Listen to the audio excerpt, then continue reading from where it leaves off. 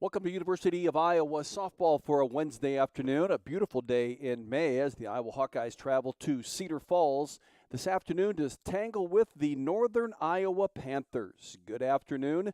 I'm Jerry Koala here on the Hawkeye Sports Radio Network YouTube channel, bringing you this afternoon's broadcast, a single game between the Hawkeyes and the Northern Iowa Panthers. Iowa comes in with a 19-29 overall record and just 2-18 in the Big Ten Conference. We'll talk more about that here shortly or throughout the broadcast. And UNI comes in with a 29-11 overall record and has already clinched the Missouri Valley Conference Championship with their 20-1 record. They'll take the number one seed into the MVC tournament, which starts in yet another week or so for Northern Iowa. A really good Northern Iowa softball team, and they have had some very good softball teams in the last few years under their head coach, Ryan Jacobs, into his 15th season.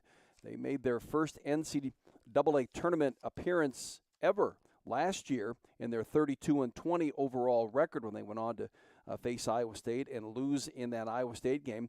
And then 2 years ago, they were 9-12 coming out of the pandemic season. Things got cut short for everybody, and so that slowed them down a little bit. But it's a good UNI team this year. We'll talk about their stars heading into this game against the University of Iowa. Of course, Iowa on a 5-game losing streak. Their last win was the second game of the Illinois series by the score of 7-3 in 9 innings when Iowa scored 5 runs in the top of the 9th inning to win that game by the score of 7-3. They've gone on to lose to Illinois in that third game. They lost at Iowa State a week ago 5-4.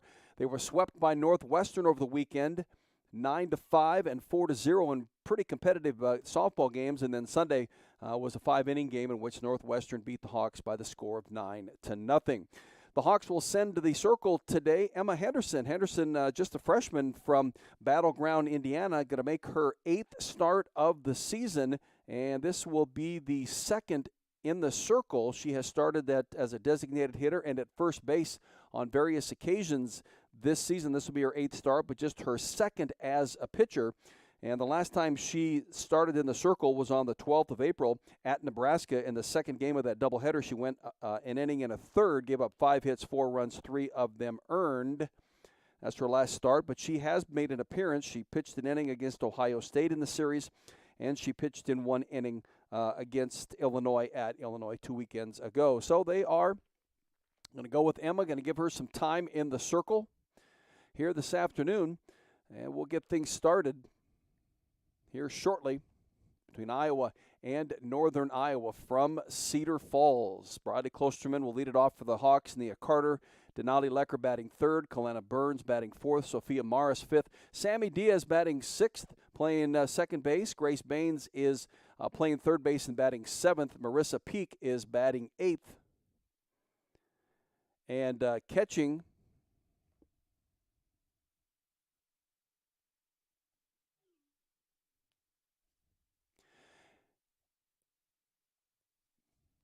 and batting 9th for the Hawks is Riley Moss. Riley getting another start here in left field, and the freshman out of Muscatine. And we'll get started here in the next minute or so. We're headed that way right now as the Hawks preparing for their final weekend of the Big Ten season this coming weekend against the Purdue Boilermakers. And really it's down to this, folks. Iowa has to sweep Purdue in all 3 of these games on Saturday to be able to make the Big Ten Conference tournament, which begins next week as Iowa, Rutgers, Michigan State, and Purdue are all vying for that 12th spot, 11-12. Michigan State is at Rutgers, and I guess at worst we can hope that Michigan State will win 2 of the 3 games. We'd hope that they would sweep them, and Iowa would sweep Purdue. That would make Purdue with 5 Big Ten wins. Iowa would have 5 Big Ten wins and the tiebreaker over Purdue. So that would move Purdue to the number 13 spot, Rutgers in the 14 spot. That would put Michigan State up in the 11th spot and Iowa in the 12th spot. That's kind of what it boils down to right now for Iowa and this weekend against the Purdue Boilermakers. Still awaiting the start of this Softball game, Northern Iowa Panthers. Again, they've come in. They have already won the Missouri Valley Conference regular season with their 20-1 record.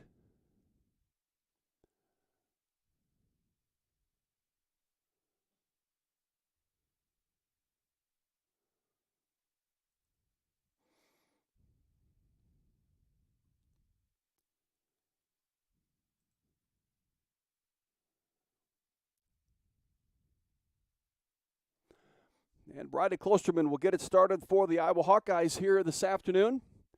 Iowa wearing its deep black road uniforms today. The Hawks are in facing Kellena Packard, and on the first pitch, Bridie Klosterman will take a cut at it and foul it back behind the backstop. Kellena Packard comes in. She was a first-team Missouri Valley Conference pitcher a year ago, 2021. She comes in with an 18-4 record right here. Now she's even the count at 1-1 as once is bounced across the plate. 147 innings pitched. The nearest pitcher from Northern Iowa to 147 is Samantha Heyer at 82 2/3. So Kellena Packard is getting a majority of the starts and innings this season. She's given up 115 hits, 61 runs, 35 of them earned. Count at 2-2 now. Here's Bridie Klosterman. She'll foul off yet another one. Just a glorious day here in Cedar Falls with temperature right at 60 degrees. A little cool if you're going to go up there and sit and watch the game. But as a player, this is marvelous. They haven't had this kind of weather since they were in Florida.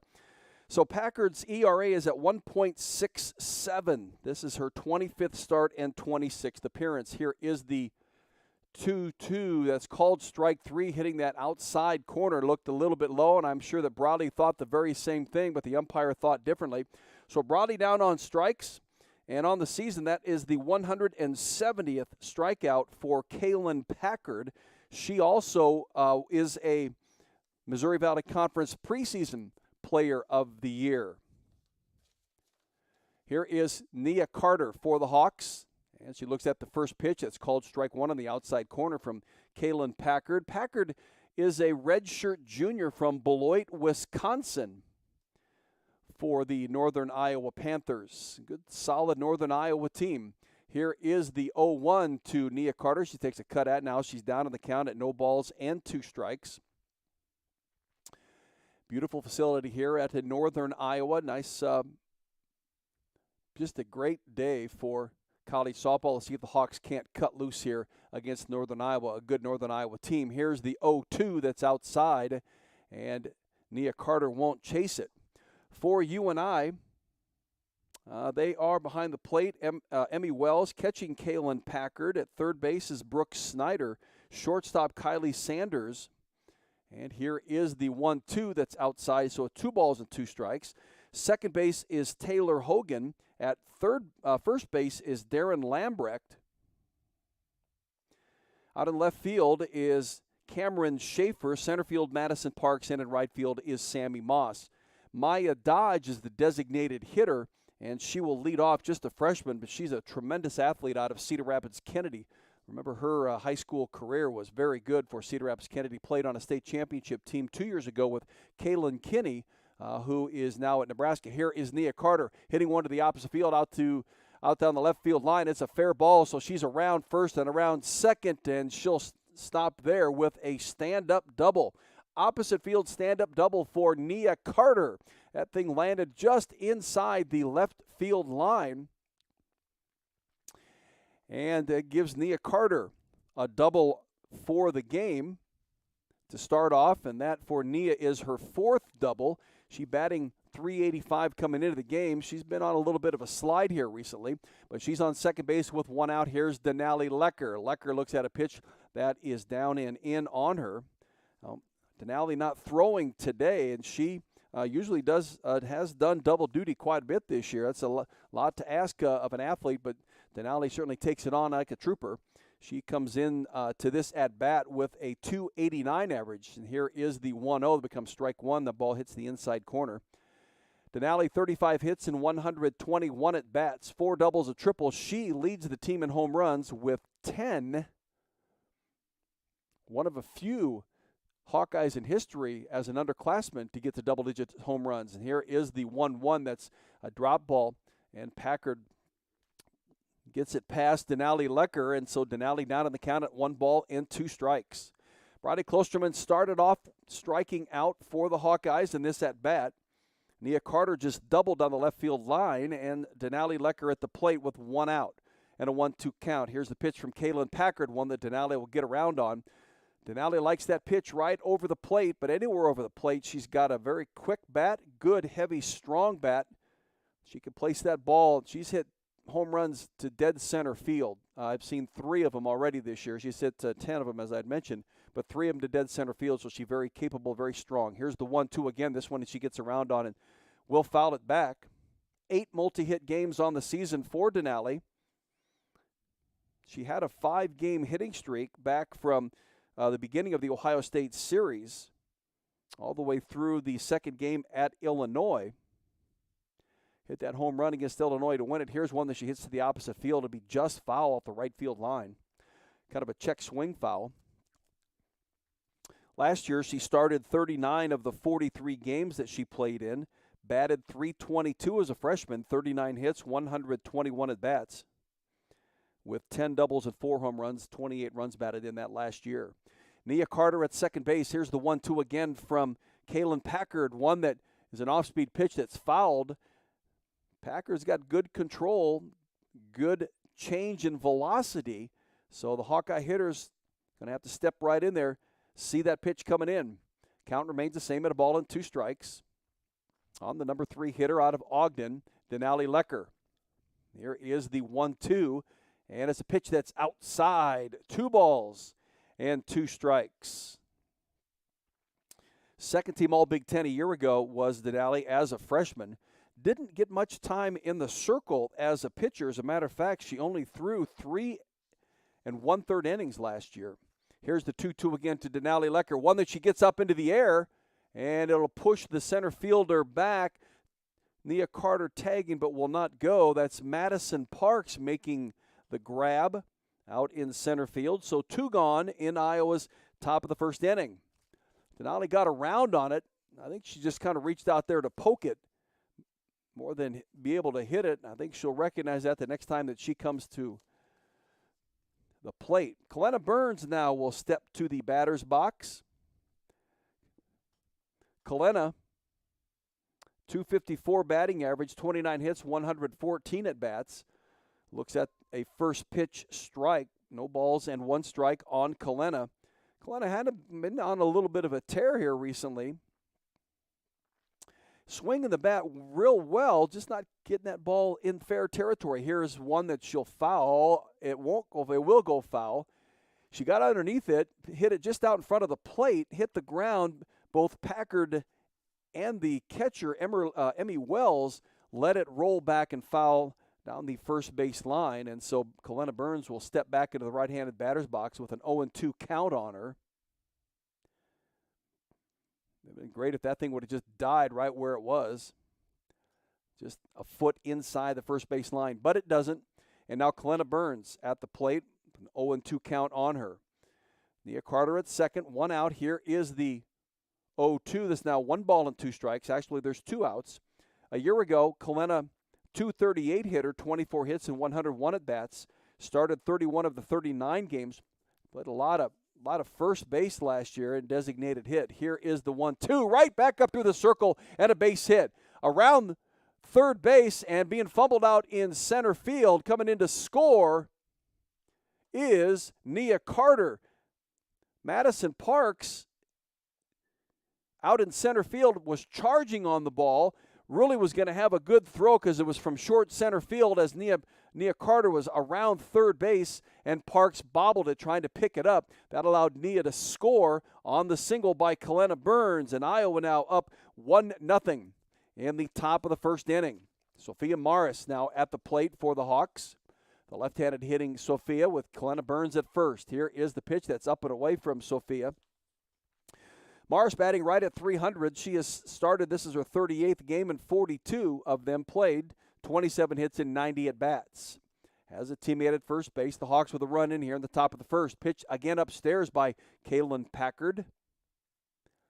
5 doubles on the season for Sophia and 12 runs batted in. See, the National Junior College Player of the Year last year, coming out of Des Moines Area Community College. Here's the 2-0 to her that hits that outside corner, so it's strike one. Sophia out of Johnston, which is just a suburb of the Des Moines area. And again, she went to Des Moines Area Community College and had quite the career there in junior college, where she led the junior college in 6 different categories. Here is the 2-1. Off speed, upstairs, 3 balls and 1 strike to the junior. Sophia led the nation in junior college last year in runs with 105, hits with 117, home runs with 29. Here's the 3-1 that's upstairs, ball 4.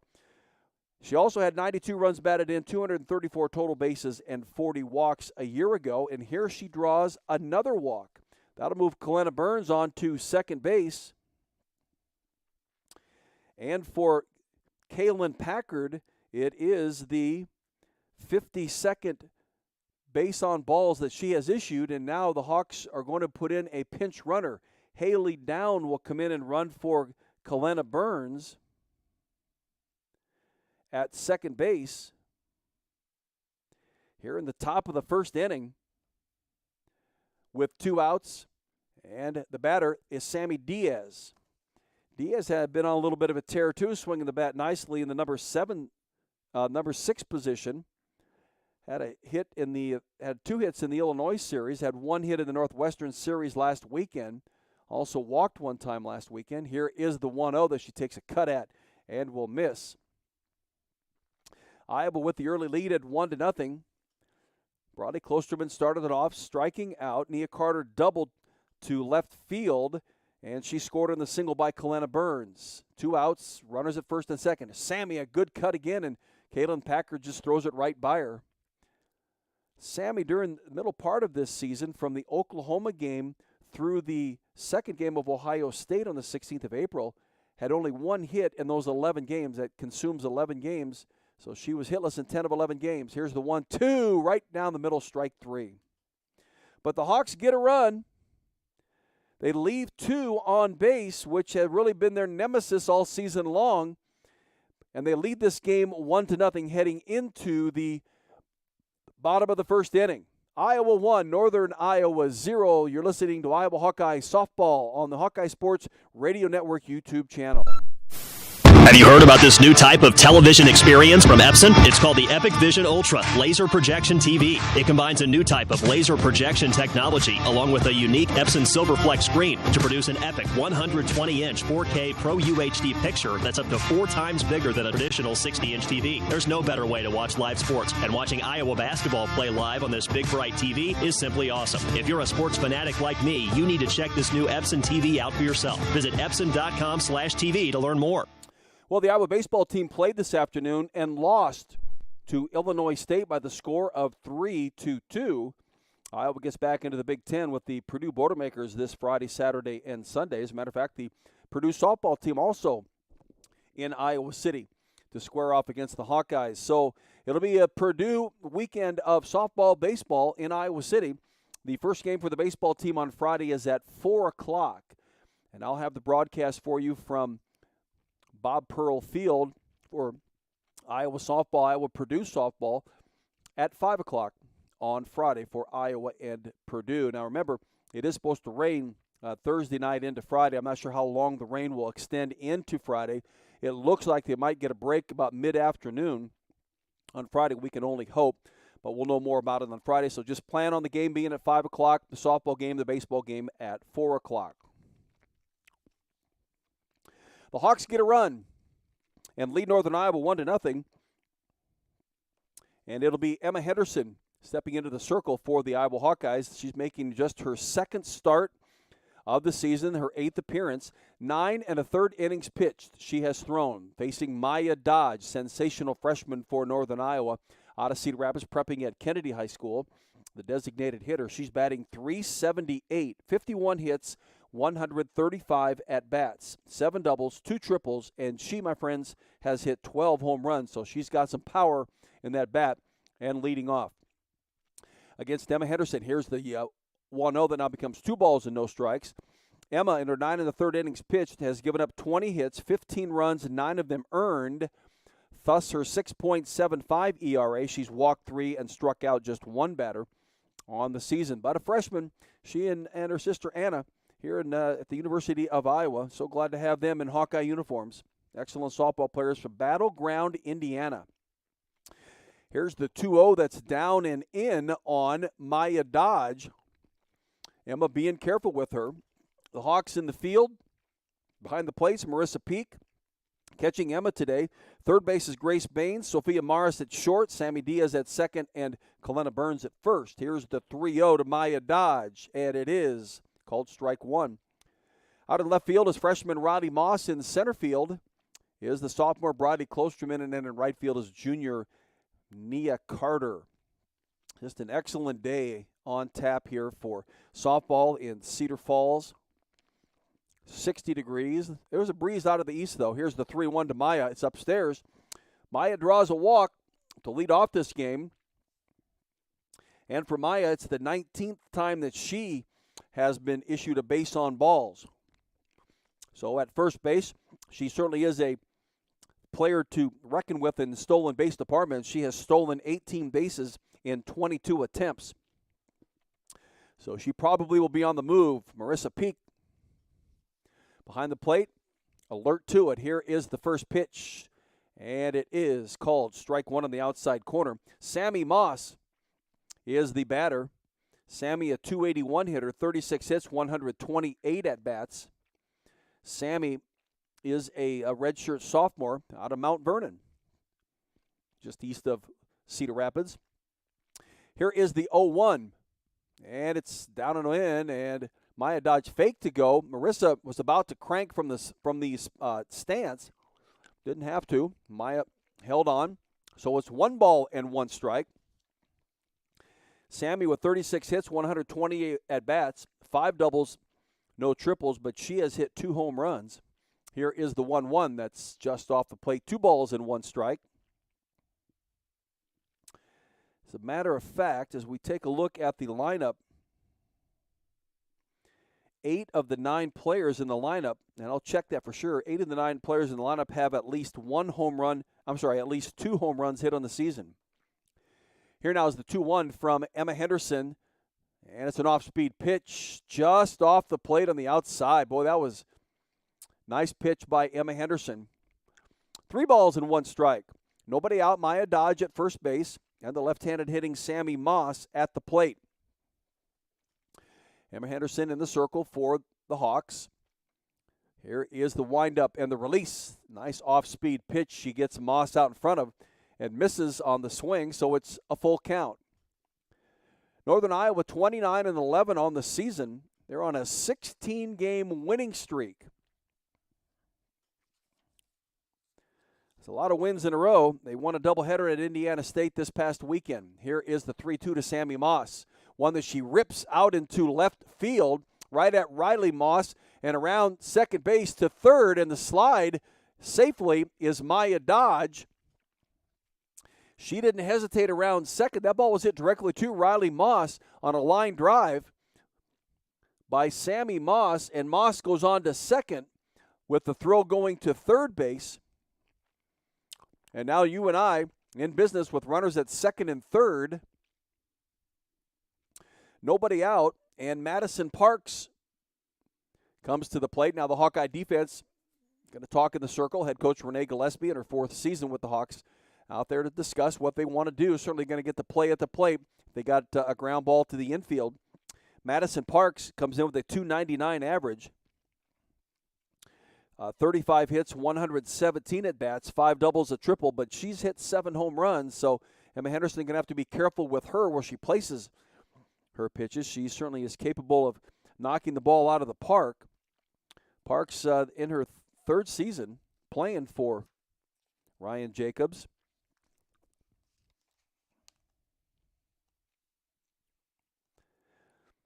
With runners in scoring position, she has 18 hits in 49 at-bats, so she's batting .367. With runners in scoring position, a year ago, Madison Parks, 3rd leading hitter at .293, 29 hits and 99 at-bats, 9 doubles and 2 home runs. Here's the first pitch to her from Emma Henderson. Pitch right down the middle called strike 1. We're in the bottom of the first inning, folks. Iowa leads this game 1-0. Northern Iowa has its first two runners on. Nia Dodge walked. Sami Moss singled. They both are at second and third now. Nobody out, and Madison Parks at the plate. Here's one. It's a ground ball right to Sophia Morris. Doesn't have a play at the plate. As a matter of fact, there was Nia Dodge held on at third base. It wasn't very hard hit, but a play had to be made, and Sophia Morris does that and throws out Madison Parks at first base. So no harm done there, and it brings up Cameron Shafer. Shafer, a first-team all-conference performer in the Missouri Valley last year. She comes in with a .216 average, 25 hits, 116 at-bats. Here's the first pitch to her. That's down and in. Oh, it is called strike one right across the plate. Shafer, first-team all-conference performer a year ago. So Kalen Packard, the pitcher, Emmy Wells, whom we haven't seen yet, and Cameron Shafer, all of our first-team Missouri Valley Conference players a year ago, and all three were picks for all-conference this year. Here's one that's lifted out into center field, pushing Bridie Klosterman back at the warning track. She makes the catch, but a run will score on the tag from third. It's Nia Dodge on the sac fly that pushed Bridie Klosterman out to deep center field. Back to the warning track, midway into the warning track to the wall, but she does make the catch. And Nia Dodge will score from first base. So we got a tie ball game at 1 apiece and 2 gone in Northern Iowa's bottom of the first inning. Kylie Sanders at the plate. Sanders a .306 hitter. Here's the first pitch from Emma Henderson. It's right down the middle. It'll be called strike one. Kylie is a freshman from Grandview, Iowa. She prepped at Louisa Muscatine, or L&M High School, just south of Muscatine, about 20 miles. Playing at Northern Iowa. Up in the count of the ball and no strikes to the freshman Emma Henderson. There's a pitch that's off the plate, so it's 1 ball and 2 balls and no strikes. Kylie Sanders, a .306 hitter, 33 hits, 108 at-bats, 9 doubles, a triple. She has a little bit of pop in that bat. She can hit home runs. She's hit 3 of them already, left-handed hitter. Teammate at second base in Sami Moss. Here is the pitch that she'll foul back behind the backstop. So it's 1 ball and 2 strikes. Emma Henderson in the circle. Good to see her throwing here today. Glad to see that Renee Gillespie giving her that chance, especially in the non-conference season, and against a good team like you and I, going to get some valuable experience here. Just 7 appearances in the circle. Here's one that's grounded to short. Sophia Morris down to a knee, pickup, and across the diamond to Kellena Burns to end Northern Iowa in this bottom of the first inning. But Northern Iowa picks up a run on a sacrifice fly. We got a tie ball game going into the top of the second inning. It'll be Grace Baines, the number 7 hitter for the Hawks, when play resumes. This is Iowa Hawkeye Softball on the Hawkeye Sports Radio Network and YouTube channel from Learfield. Anything can happen when the Cyclones and Hawkeyes come to compete. It's where the rubber meets the road. Neighbors become rivals and friends become foes. Some go home broken-hearted, while others are victorious. When the dust finally settles, one thing stands true. No matter which side you're on, you're part of tradition. For those who are Iowan through and through, we're Iowa Corn, a proud sponsor of the Iowa Corn Cy-Hawk Series. In Iowa, we grow corn, but the truth is, corn grows Iowa.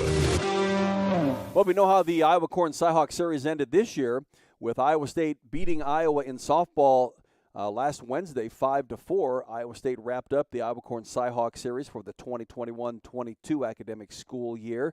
14 points to Iowa's 11. They'll get started again this coming fall when the 2 competitors in football will meet on the field in mid-September, on the 10th of September. I want to mention to you that the University of Iowa Athletics Department will celebrate the 50th anniversary of Title IX, hosting Hawkeyes Hawk Walk on this Saturday at Francis X. Kretzmeyer Track. That's right next to Bob Pearl Field. The event will celebrate the 50th anniversary of Title IX and all those who have been committed to providing equitable access to sports for girls and women. It'll be a 50-minute walk accompanied by activities that educate and celebrate the 50th anniversary of Title IX. Registration, $50 for adults, $25 for students, college and high school, $500 for teams with a maximum of 15, so giving you a little discount there by putting together a team.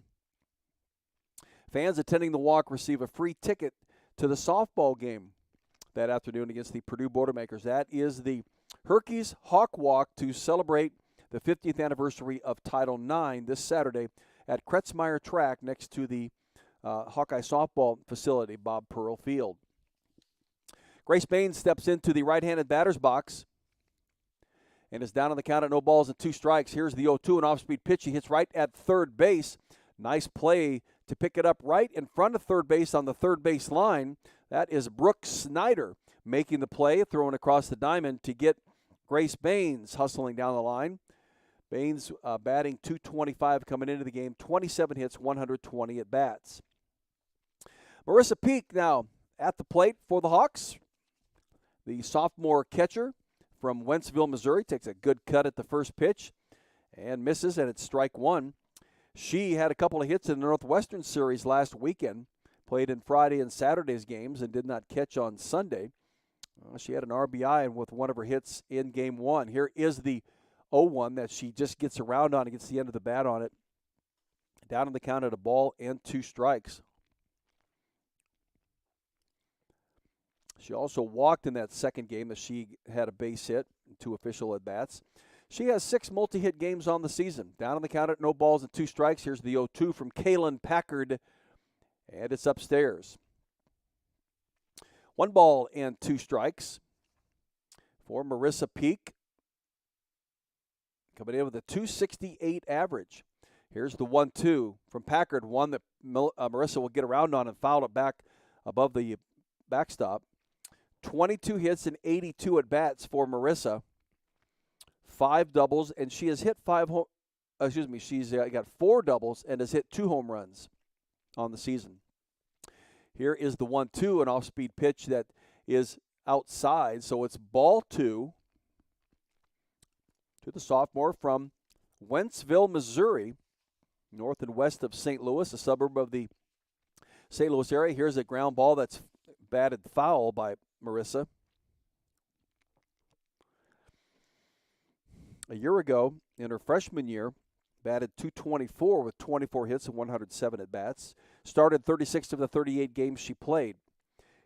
Count even at 2-2. Here's the pitch from Kaylin Packard, an off-speed pitch that Marissa will get around on and hit it lightly to short, and she nearly runs out the play. But it was made nicely out there by Kylie Sanders. Had to go to her right on a slow bouncer.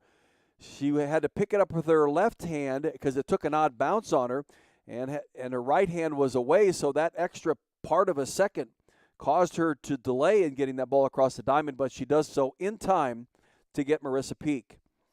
Riley Moss now will step to the left-handed batter's box. Riley, the freshman out of Muscatine, starting at left field again for Iowa. An all-elite player in high school for the Muscatine Muskies. And a count even at 1 ball and 1 strike.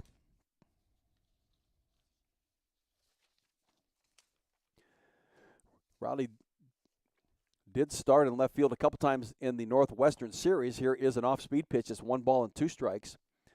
Started on Friday's game, had 3 at-bats, had a base hit. She also stole a base. And then on the game on Sunday, she started in left field and had a single at-bat.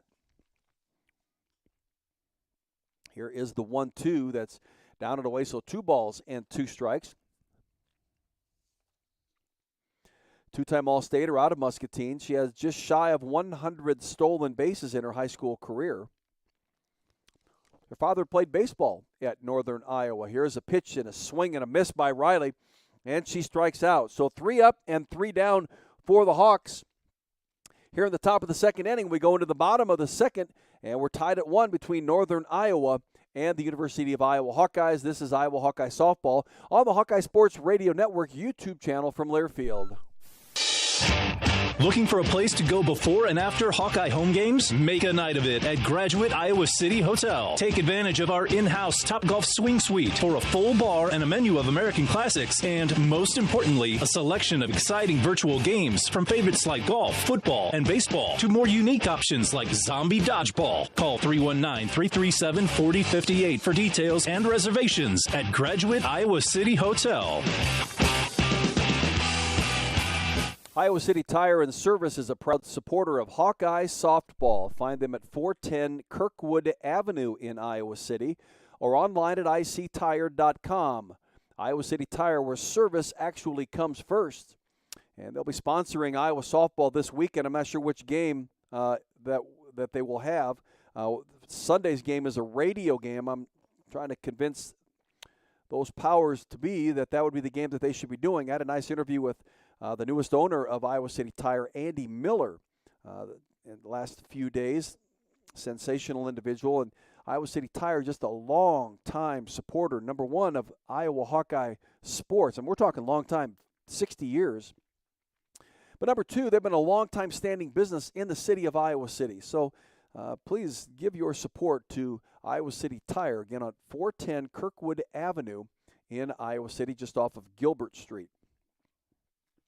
Heading into the bottom of the second inning, Emmy Wells, a sophomore catcher at the plate, right-handed hitting catcher. Emmy Wells, the third leading hitter on the team at .315, has started and played all 41 games, including today, 35 hits, 111 at-bats. Working against the freshman, Emma Henderson. Here's the first pitch that Wells gets around on and rips it foul down the third base line. Emmy with 35 hits, 111 at-bats, 7 doubles, a triple. Folks, she leads this team in home runs with 16, which is 13th in the nation. She's the 13th home run hitter in the nation in NCAA Division I softball. She's down on the count at no balls and a strike, and Emma Henderson trying to keep that ball away from that strike zone where Emmy Wells can give it a ride. Emmy Wells is a freshman from Valparaiso, Indiana. Interesting to get her away from Valpo. Play at Northern Iowa. Must be some kind of a connection into Cedar Falls. Here's the 1-1 from Emma Henderson right down the middle. Nice off-speed pitch called strike two. Hits that inside corner. You can see that it froze Wells at the plate, and you can see even the reduced velocity release from Emma Henderson. Here's the 1-2 from Emma. And it's a pitch that's down and in, so it's 2 balls and 2 strikes.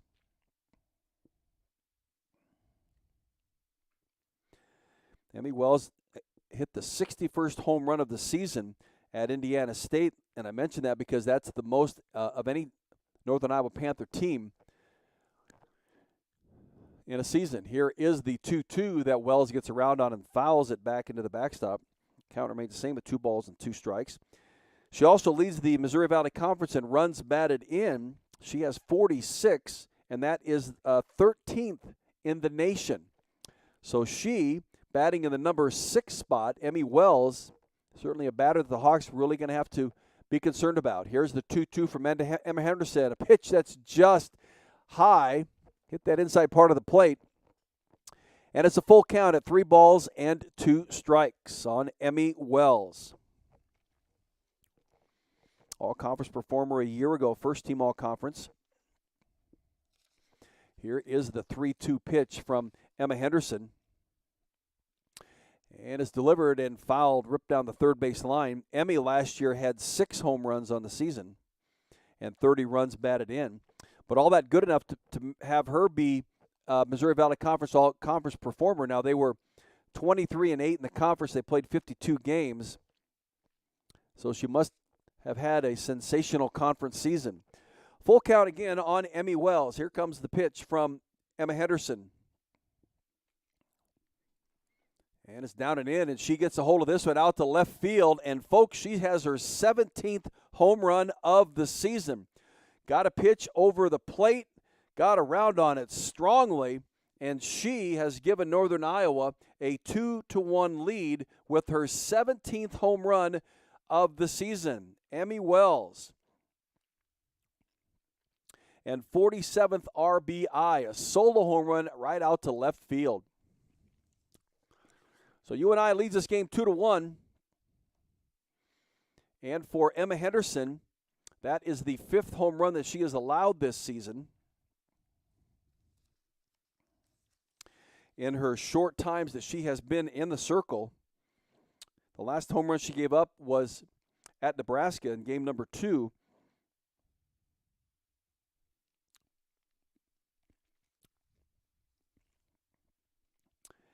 So it's Taylor Hogan at the plate, a sophomore. UNI with just one senior in the starting lineup. That is Kylie Sanders. And here's the first pitch to Taylor Hogan, sophomore second baseman. Second leading hitter on the team at .316. She's down in the count at no balls and 1 strike. Here's the 0-1 from Emma Henderson. A pitch that's hit out to right field. It be just over the top of Sammy Diaz and shy of Nia Carter. So that's back-to-back hits for Northern Iowa. Got a runner at first base. The first hit was a solo home run by Emmy Wells. And now Taylor Hogan with her 32nd hit of the season is at first base. It'll bring up Brook Snyder. Brook Snyder with a .233 average, second-year player, 21 hits and 90 at-bats. She the number 8 hitter playing third base for Northern Iowa. Here's one that's right at third base, and a nice pickup by Grace Baines. They get the force at second, and then Brook Snyder beats out the throw from second to first. Well, let me retract this. Maybe, I'm almost certain that they couldn't get her at first, and now so on to second base went Brook Snyder as the ball got away from Kellena Burns far enough that Snyder was able to race to second. Darren Lamprecht at the plate now for UNI. Here is the first pitch to her that is off the plate, so it's ball 1. The number 9 hitter in the lineup for Northern Iowa. Darren Lamprecht is a sophomore. Here is the 1-0 to her. Runner at second base, 1 out. Here's the pitch, is down and in, so it's 2 balls and no strikes. Darren Lamprecht, a .252 hitter, starting her 39th game in 40 games played, so there's 1 game that she has not played in. 26 hits, 103 at-bats, 6 doubles, no triples, but she has hit 8 home runs of the 62 now that Northern Iowa has. Here's a pitch that she swings at and misses. And so the count at 2 balls and 1 strike on Darren Lamprecht. She is sophomore from Silver Lake, Kansas. Here's the 2-1. It's called strike 2 on that inside corner. These umpires, they hesitate just a little bit. That's when you can really tell that it's a strike, but it sometimes can be quite a delay, and you want to get that announced whether it is a strike or not. So 2 balls and 2 strikes on Darren Lamprecht. 2-1 the lead for Northern Iowa. Bottom of the second. Here is the pitch that she lifts up into the air. Going back is Sammy Diaz. She makes it falling to the ground about 3 steps into the grass, but she does make the grab and the second out of the inning. So that'll bring up the top of the order. Maya Dodge is that batter for Northern Iowa. Very dangerous hitter for the Panthers. Watched her play a lot in high school. 378 hitter. Walked in her first at-bat and would score on the single by Sami Moss. Runner at second base, 2 gone. Here's the pitch from Emma Henderson. and Dodge will hit one up into the air, and it'll push back to the wall. Riley Moss, but it had too much air underneath it. Moss was all the way back to the wall when she made the catch.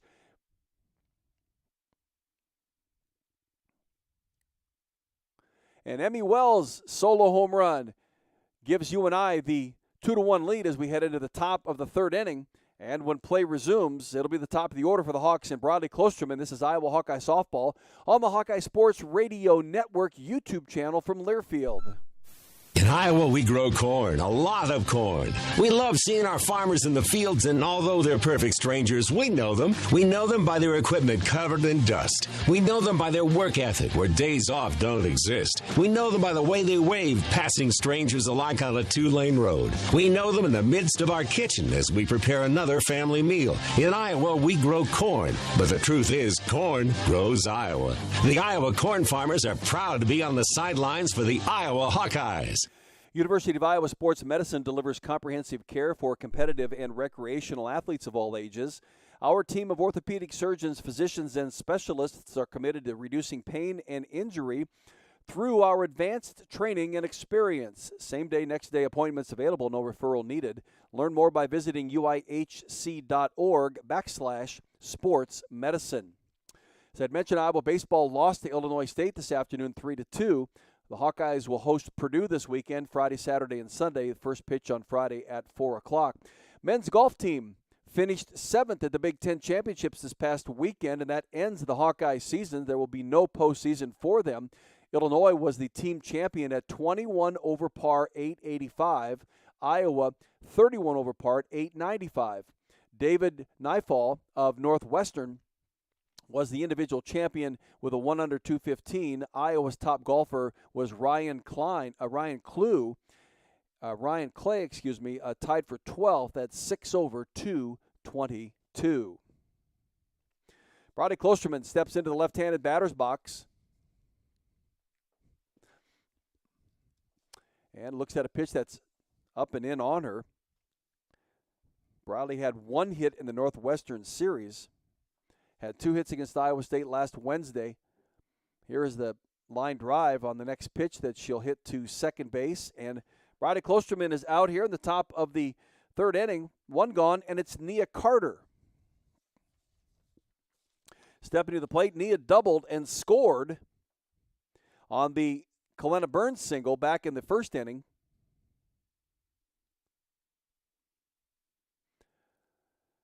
Here's the first pitch from Kaylin Packard, a bunt that goes right down the third base line. They won't be able to get Nia.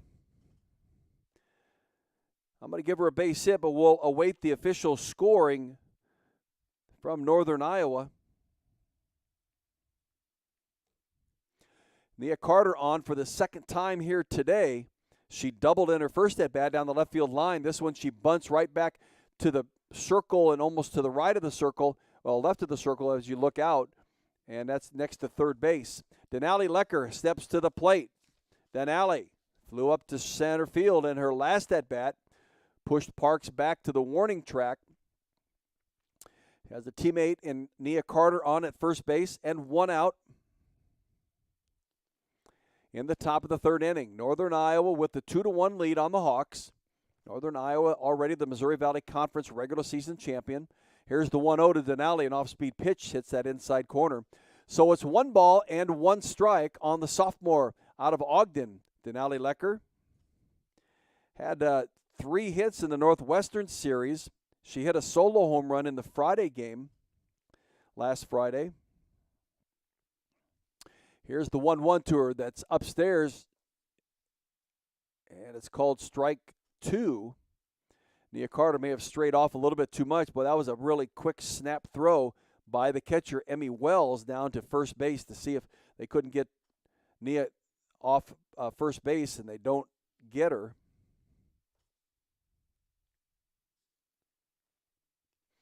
Here is the 1-2 that's up and away. Denali has really had a nice season in her sophomore year, doing a lot of pitching as well as catching. Batting .289 coming in, 35 hits and 122 at-bats now. But as important as she's thrown 126 in the third innings coming into today. She's not throwing today, at least not yet. And she's got the count even at 2 balls and 2 strikes. 1 gone in the top of the third inning. Brody Klosterman lined out to second base. Nia Carter just singled. And Denali Lecker at the plate. Here's one that's hit out to left field. Back-to-back hits. Here comes Nia Carter. She's diving into third base, rounding second. And on the throw to third base, Denali Lecker goes on to second. Nice heads-up running by Nia Carter. The hit was out to left field just over top of third base. Nia really kind of challenging Northern Iowa.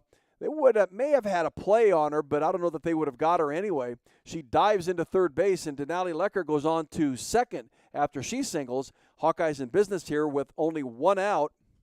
Runners at second and third, and now Northern Iowa taking a timeout to come out and talk to the battery of Kaylin Packard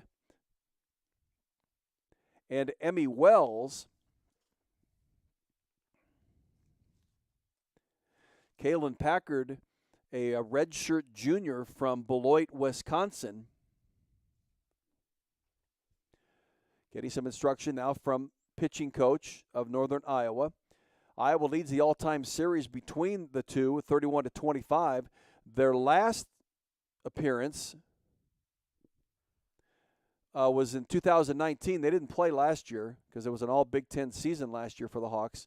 The last time was they had to play the game in the Unidome. This was before this facility was built. I remember doing the game on radio in the Unidome. Had the best seat in the house, man. I was the only one up in the press box. Here is the first pitch to Kellena Burns. And it was a 4-2 win for Northern Iowa. That as well, a good softball team at UNI. They won that game 4-2. Kellena ahead in the count of the ball and no strikes. Runners at second and third, 1 out. Kaylin Packard, here's the 1-0 that Kellena will get around on and foul it back. And talking with head coach Renee Gillespie about Kellena in her last 4 or 5 games, she's really been swinging a good bat. Just hasn't yet made that connection. Although Kellena on the season does have 4 home runs, 2 of them in a single game. Here is the 1-1 that's now 2 balls and 1 strike. On the junior from Corona, California. She's been primarily a first base player. She's played some third base this season. Here's the 2-1 to her. Pitch that hits that outside corner, so it's 2 balls and 2 strikes. Again, she hit 2 home runs back in the Minnesota series on the Friday game on April 8, a game in which the Hawkeyes came from behind to win by the score of 9-8. Here's the 2-2 to Kellena Burns from Kaylin Packard. One that she gets out, and it's out of right field. It's caught in right field, and nice play by Nia Carter on the heads up by tagging and scoring. And Northern Iowa throws the ball around the diamond trying to get it to third base to get Denali Lecker. And Lecker, as the ball gets away from the third baseman, she will score. So it's a fly out for Kellena Burns, and Nia Carter tags up and scores, as does Denali Lecker, who went to third base. She scored, and now Iowa ahead 3-2. Good heads-up, aggressive base running by the Hawks, and there are 2 outs. It was a short line drive out to right field. Nia Carter tagged, play at home, nothing on her, and it went to third base. Denali Lecker, as the ball got away from the third baseman out into left field, she headed to home and scored as well. So, folks, now we're up to Sophia Morris. 2 outs, bases cleared, and the junior with a 1-1 count on her. Here's a pitch that's down and away. Iowa takes the lead at 3-2. Good heads-up base running by the Hawks. 2 balls and 1 strike now on the junior, Sophia Morris, out of Johnson, and the Junior College National Player of the Year out of Des Moines Area Community College. A check swing foul that she'll hit back into the backstop. Again, a glorious day here in Cedar Falls. Obviously, it could be 10 degrees warmer. It's going to be in the 80s next week. That's not where we are right now. 2-2 count on Sophia Morris. 61 degrees here in Cedar Falls. Winds out of the east-southeast now at about 10 miles per hour. Those winds, when they come out of the east, starts drawing that moisture up from the south and the west. That's going to bring the rain tomorrow and into tomorrow night. But at least you're going to get the game in today under beautiful conditions. Here's the 2-2, an off-speed pitch. Upstairs, 3 balls and 2 strikes.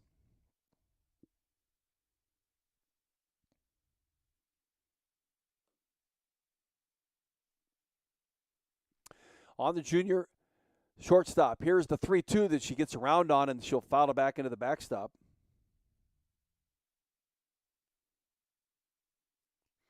Trying to get pace on what's happening in the weather in the next 48 hours, especially on Friday. Well, it looks like it's going to rain all through Friday. Yeah, it looks like they may have to move that game on Friday. Let me think about this here. Yeah, to a doubleheader on Saturday, but that's all ahead, folks. Maybe the storm system will change. Here's the 3-2 again of Sophia Morris upstairs. She draws a walk. Sophia now with 2 walks in the game today. Iowa has already scored 2 here in the top of the 3rd inning. Sophia Morris with her 16th and 17th base on balls on the season. Walked twice here in her at-bats. She at first base. Iowa with a 1-run lead at 3-2, and Sammy Diaz comes to the plate. Sammy struck out in her first at-bat to end the top of the 1st inning after Iowa had scored a run. Has a teammate on at first base. Here's the 1-0 to her that's upstairs. 2 balls and no strikes. Sammy had a hit in the last game of the Illinois series in the doubleheader. That was an RBI single. And she got a hit in the first game against Northwestern as she walked 2 in that game. Here is the 2-0. It's now 3 balls and no strikes to the sophomore from Cypress, California, southeastern Los Angeles, who a year ago started 26 of the 33 games played, had a .222 batting average, 14 hits and 63 at-bats. Here's the 3-0. Called strike 1, hits that inside corner. Kaylin Packard in the circle for Northern Iowa. Packard threw 180 innings last year and a 1.63 ERA en route to a Missouri Valley Conference award at the end of the year as the pitcher of the year. Strike 2 now on Sammy Diaz. Packard struck out 186 batters last year. She has 169 coming into this game. Here's another swing and a foul by Sammy Diaz. Packard with 3 strikeouts today, so she's up to 172.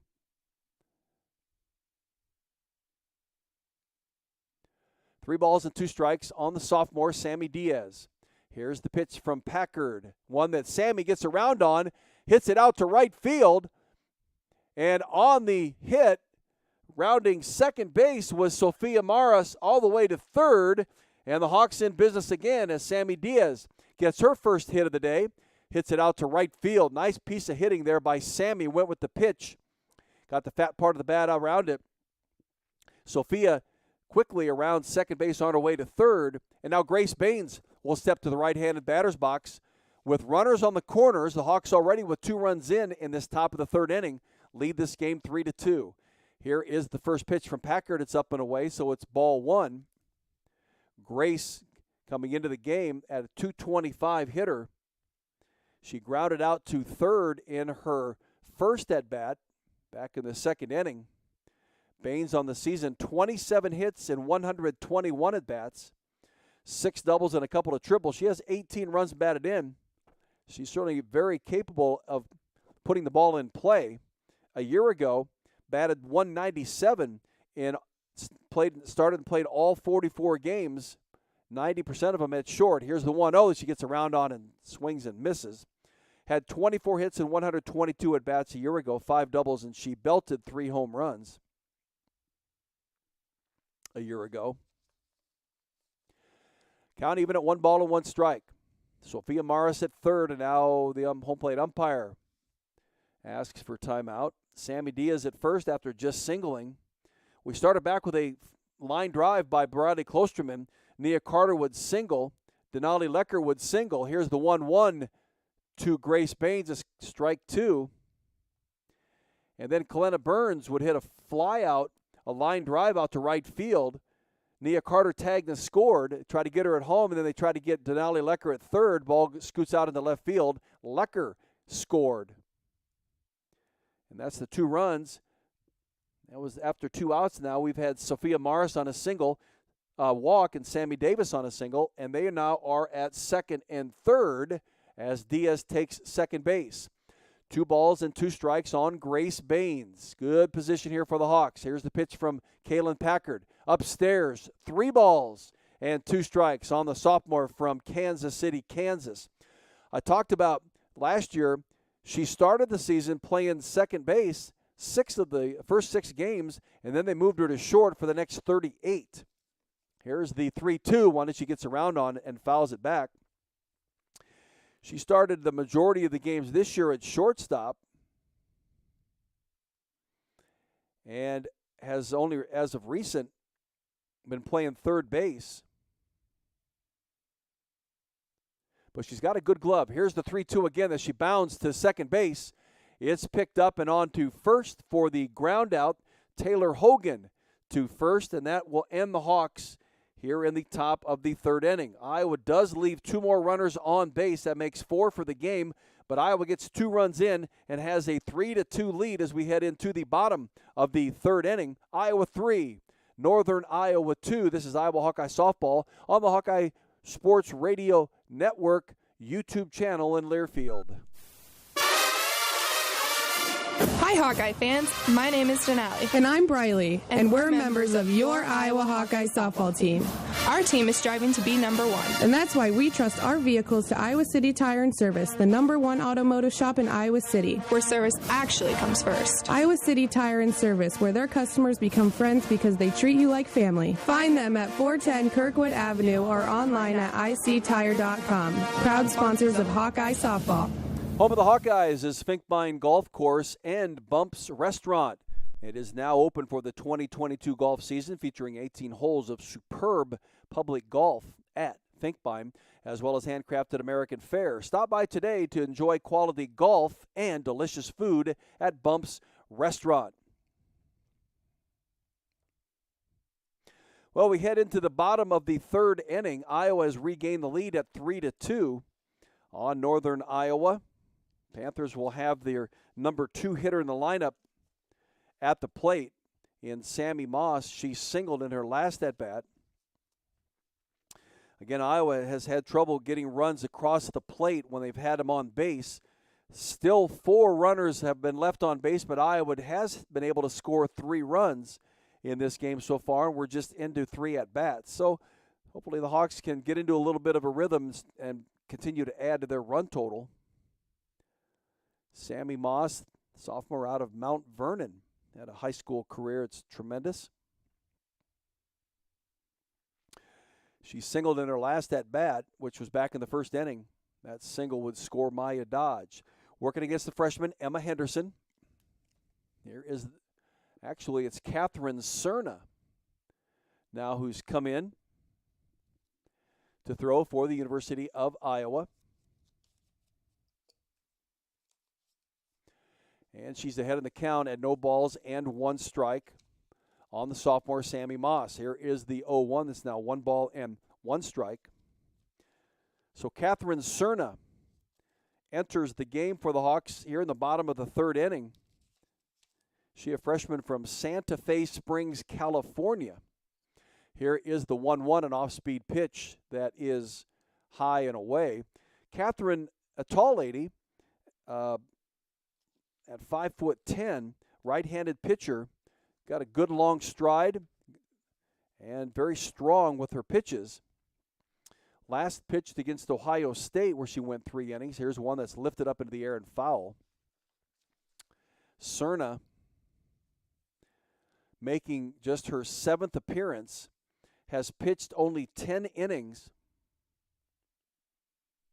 on the season, giving up 13 hits, 13 runs, 7 earned. And she has a 4.90 ERA. Here's the 2-2 to Moss, out to left field. And coming in to make the catch right at the left field line is Riley Moss. And that is out number 1 in Northern Iowa's bottom of the third inning. Kat Cerna, 10 innings pitched, giving up 13 hits, 13 runs, 7 earned, 4.90 ERA. She's walked 8, struck out 10. Teams are batting .317 against her, but she is just into the infancy of her career at the University of Iowa.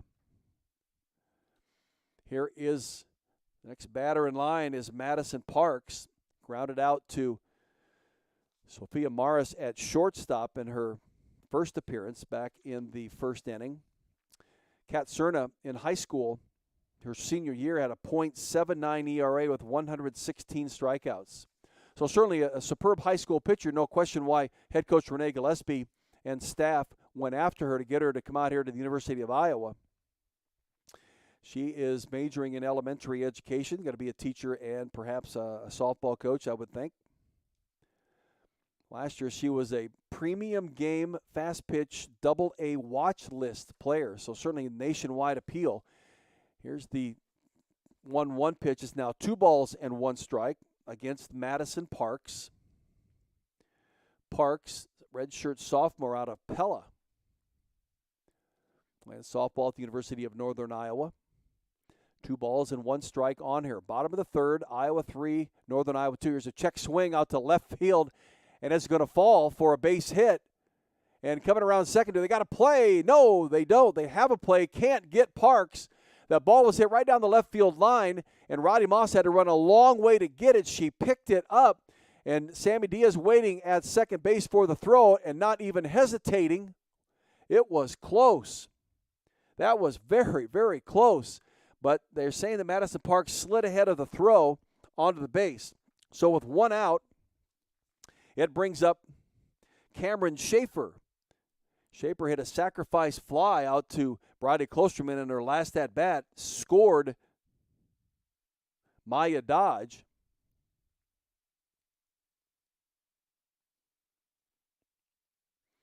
And she's up in the count at a ball and no strikes.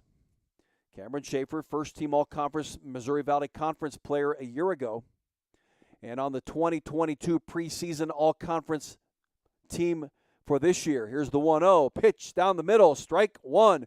1 ball and 1 strike. Kat Cerna in the circle for the Hawks, relieving Emma Henderson, who went the first 2 innings. Emma gave up Northern Iowa's 2 runs. Head coach Renee Gillespie going with those freshmen, giving them a chance. Of course, you got Brianna Vasquez, a senior transfer from Central Florida. Here's the 1-1, a pitch that's foul back and away. I'm assuming if head coach Renee Gillespie going with this format, she's going to give Cerna 2 innings here unless she gets into some kind of trouble. And then she'll probably go with Devin Greer for a couple, and then we'll see either Denali Lecker or Brianna Vasquez to close out the game. Here's the 1-2 pitch. It's upstairs, 2 balls and 2 strikes. Cameron Shafer, the junior left fielder, a redshirt junior from Ottawa, Kansas. Second player from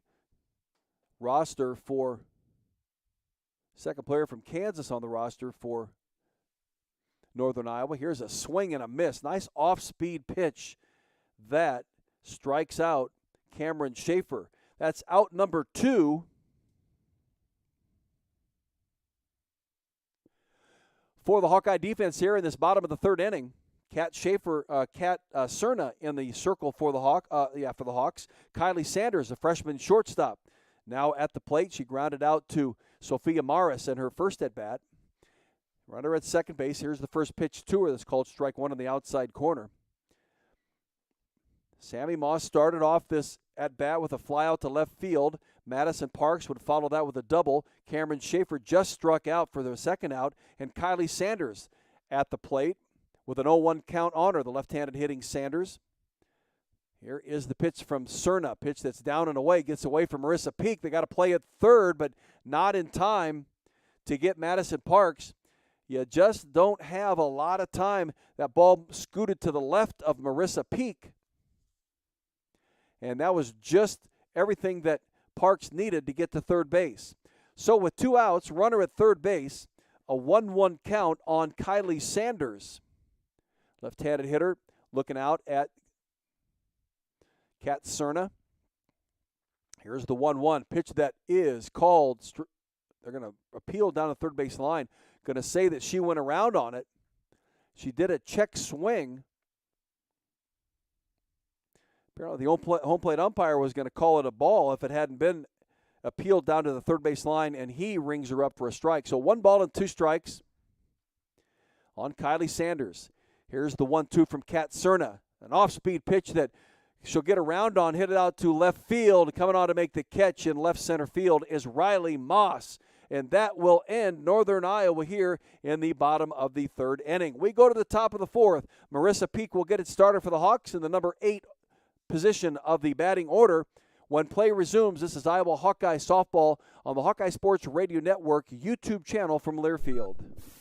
There's a sense of pride that comes from the life of a farmer. How many people can say they have a famous tan named after them, or be known for their wave when they drive past neighbors and strangers alike on a 2-lane road? Whether it's a farmer's tan or the farmer's wave, we are proud to be known for a lot of things. We feel that pride every night at the dinner table, knowing we feed our family and yours. Iowa Corn is proud to be on the sidelines cheering on the Iowa Hawkeyes. In Iowa, we grow corn, but the truth is corn grows Iowa. Big Ten Rowing had been rewarded again for a Big Ten Boat of the Week. It's the 4th award on the season. This week it's the 2 Varsity 4. They had 2 wins in last weekend's Big Ten Pac-12 Challenge at the Coralville Reservoir, which I was in attendance and broadcast and enjoyed every bit of it. Caitlin Hansen, the coxswain, Paige Liebfried, Liz Blewett, Maggie Weiniger, and Ellis Shaver were a part of that 2 Varsity 4 that gives Iowa their 4th award for the season. The other 3 come from the Varsity 8, the Varsity 4, and the 3 Varsity 4 in consecutive weeks in the last 3 weeks. So congratulations to them. They got a good thing going out there. That's a fun sport. If you want to get out and see some different kind of entertainment in the world of sports, that would be the way to go. They'll be at the Big Tens in Indianapolis next weekend. So Marissa Peak will start it off for the Hawks. Here in the top of the 4th inning, Iowa leads at 3-2. Iowa scored 1 in the first. Nia Carter doubled, and she was hit in by Kellena Burns on a single. Iowa scored 2 more in the 3rd inning. Single by Nia Carter, followed by a single by Denali Lecker. Here's the 0-1. Now becomes no balls and 2 strikes on Marissa Peak. Kellena Burns got both of them to score. She lined out to right field. Nia Carter tagged and scored. They couldn't get her at the plate. They couldn't get Denali Lecker at third. The ball scooted out to left field, and Lecker would score. Here's one. Nice play by the third baseman to her left in front of short. Brook Snyder scoops and throws across the diamond for the first out of the Hawks' top of the 4th inning. That'll bring up Riley Moss. Riley bringing up the bottom of the batting order for the Hawks in the number 9 spot. Riley in her first at-bat struck out. Here's the first pitch to her that she'll take a check swing. I'm sure they're going to ring her up. They're going to say no. All right, well, she took a mighty swing at it. And check swing as she's trying to slap at it. And it's ball 1. Here's the 1-0 from Packard. Pitch that hits that inside corner, so it's ball strike 1. 1 ball and 1 strike on Riley Moss. Moss coming into today's game, just batting at 77. This just her 15th at-bat. She had one earlier, and like I said, she struck out. She has scored 9 runs, though, so it's not as if she hasn't been getting on the field. She's been doing some pinch running as a freshman, and she does have 1 hit that she collected last weekend in the Northwestern Series. 2 balls and 1 strike on Riley Moss. Here's the pitch that hits her bat, and it goes down the third base line. Well, I think it's a fair ball, unless it hit her. She took a swing at it. I think it either went off the fist of her bat or the nub of it. Oh, it hit her bat. No, yeah, it hit her bat. I don't know what they're waiting on. Oh, it hit her.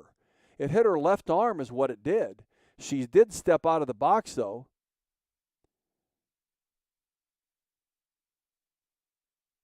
So she's at first base. We'll see what the official ruling is.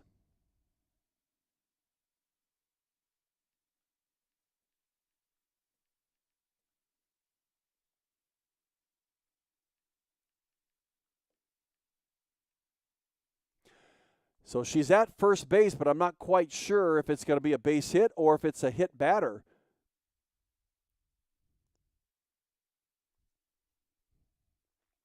And that'll bring up Rodney Klosterman. Well, we'll get the official word on it here shortly.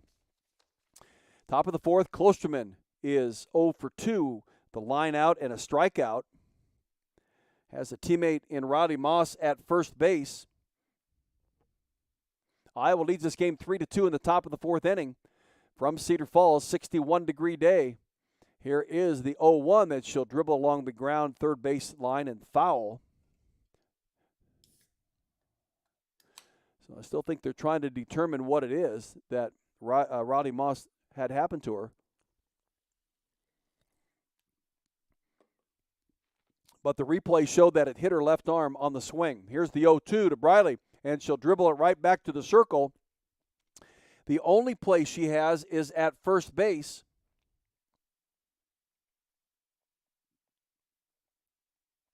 So that is 2 out here in Iowa's top of the fourth inning. And it'll bring up the free swing and Nia Carter. Nia, a double and a single, has scored both times. She's got it going today. She didn't get a hit at all in the Northwestern series, and here's one that's foul as she tries to bunt it. Had been hitless, actually has been hitless in the last 4 games. Did not get a hit in the Iowa State game and was hitless in the Northwestern series, although she did walk a couple of times in that Northwestern series.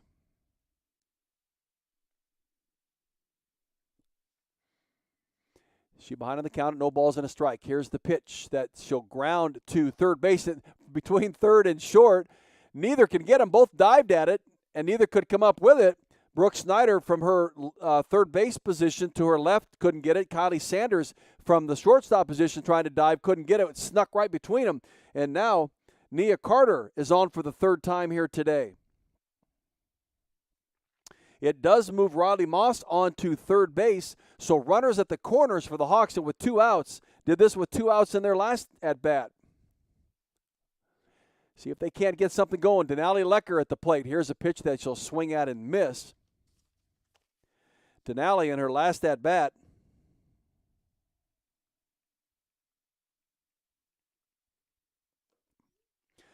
She singled and scored the second of the 2 runs.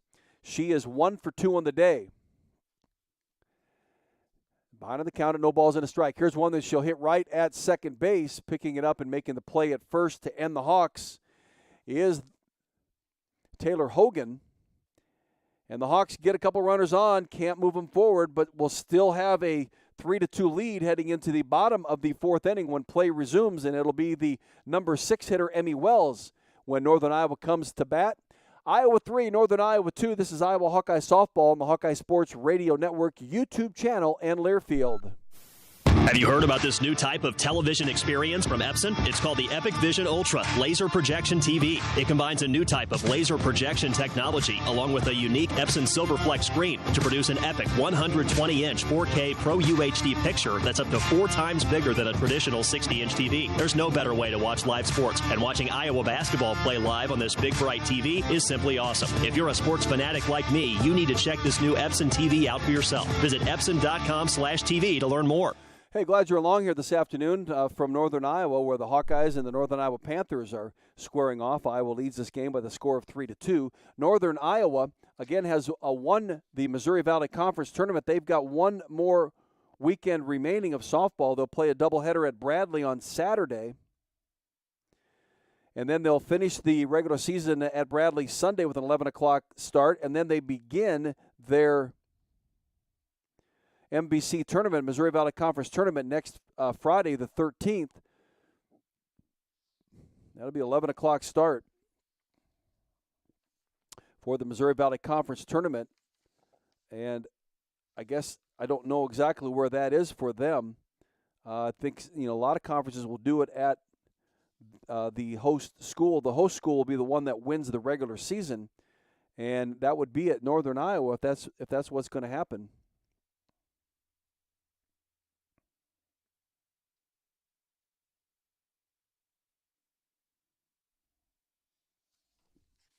So Kat Cerna back in the circle for the Iowa Hawkeyes.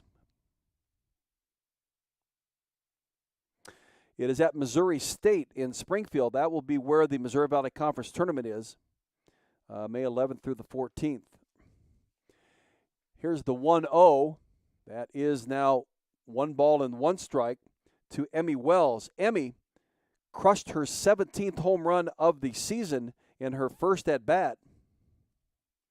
The third leading hitter on the team with a .315 average coming into the game. That is up with that home run that she just hit. Here is the 1-1. She lifts up in the outfield, right center field, driving Brodie Klosterman back just short of the warning track. And that makes the first out of this bottom of the 4th inning. That's a big out, folks. That's a young lady that can really hit the ball. She doesn't hit this one out. She gets it up into the wind. I think the wind may have held it up a little bit out of the east. And so that'll bring up Taylor Hogan. Hogan, the sophomore, second baseman, she singled in her first at-bat and was forced at second base. The number 2 hitter on the team at .316 coming into the game. Here is the first pitch from Kat Cerna. Is up and away. Hogan, 32 hits and 99 at-bats, 9 doubles, a couple of triples, and 4 home runs. Nobody on base for Northern Iowa. 1 out here in the bottom of the 4th inning. It's the number 7 hitter, Taylor Hogan, facing Kat Cerna. Here is the 1-0. Hogan takes a good cut at and will miss.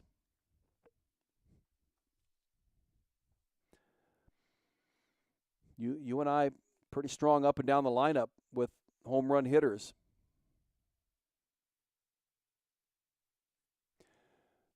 Here's the 1-1 from Kat Cerna to Hogan, and she'll take a swing and miss it. As I'd mentioned, actually every batter in the lineup for Northern Iowa has hit at least 2 home runs. 1 ball and 2 strikes. Here's the pitch from Kat Cerna, one that's hit out to left field. Driving it out of the park, but foul, is Taylor Hogan. Got a hold of a big pitch there. Kat Cerna knew it too. She kind of smiling in the circle. I think it was one pitch that didn't move as much as she wanted it to, and it hung out over the plate. 1 ball and 2 strikes on Taylor Hogan. Here's the 1-2. It's an off-speed pitch that's up and away. Taylor Hogan, a redshirt sophomore from Waterloo. She prepped at Waterloo Columbus High School, the Catholic school just south of Waterloo, actually. So the count even at 2 balls and 2 strikes. Kat Cerna in the circle for the Iowa Hawkeyes, facing Taylor Hogan. Here is the 2-2 that Hogan will get around on and foul it back into the backstop. Taylor Hogan, .316 hitter coming in. A year ago, she was a .245 hitter, 34 hits, 139 at-bats. And in the pandemic year, she started 4 of the 11 games that she played in. They played 21 before the pandemic hit, had a couple of hits and 11 at-bats. So here's the 2-2 from Kat Cerna to Taylor Hogan. Pitch that's upstairs, 3 balls and 2 strikes.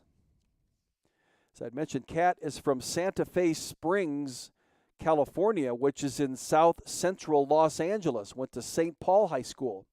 Say hello to her family and friends that are listening in out here that can't make it out to the games. Lanky Cat is in. Here's one that's lifted up, fouled on the left field line, and it'll drift out of play.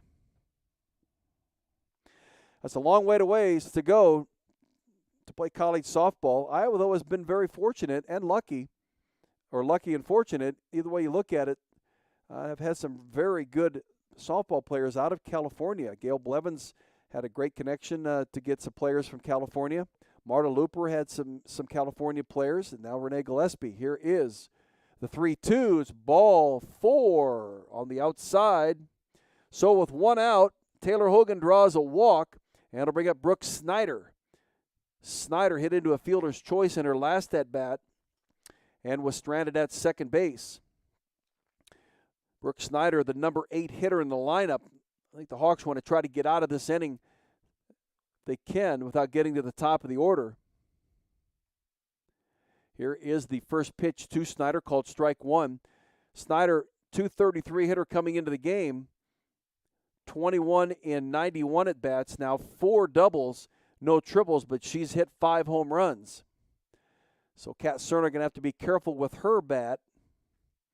But is ahead in the count at no balls and a strike. Here's the 0-1. That now is 1 ball and 1 strike.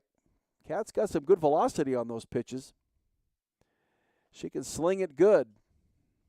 I think I remember another lady that looks just like Kat Cerna, a girl by the name of Karen Jackson, who pitched for the Iowa Hawkeyes for Gail Blevins. Here is a 1-1 pitch. It's now 1 ball and 2 strikes. An off-speed pitch. Boy, she really looks like she's coming at you hard, and at that last second just releases a little bit slowly. Keeps that batter frozen at the plate, and that's what happened there to Brook Snyder. 1 out, 1 on. Here's the 1-2 to Snyder, one that she rips down the left field line and gets around on it and hits it foul. Yeah, Karen Jackson, very strong power pitcher back in the 90s for head coach Gail Blevins. That's what Kat Cerna reminds me a lot of her. Here the 1-2 again to Brook Snyder, junior third baseman. Here is the 1-2. It's off the plate and a steal attempt. Nice throw by Marissa Peak from the stance. It skimmed along the ground just in front of second base. Sophia Morris was there, had it in her glove, had the tag made, and then lost the ball out of her glove. Boy, Marissa Peak had a beautiful throw. Goodness gracious. So the stolen base for Taylor Hogan. Hogan now 6 out of 8 on the season in the stolen base department. And with a runner at second base now in scoring position, Brook Snyder.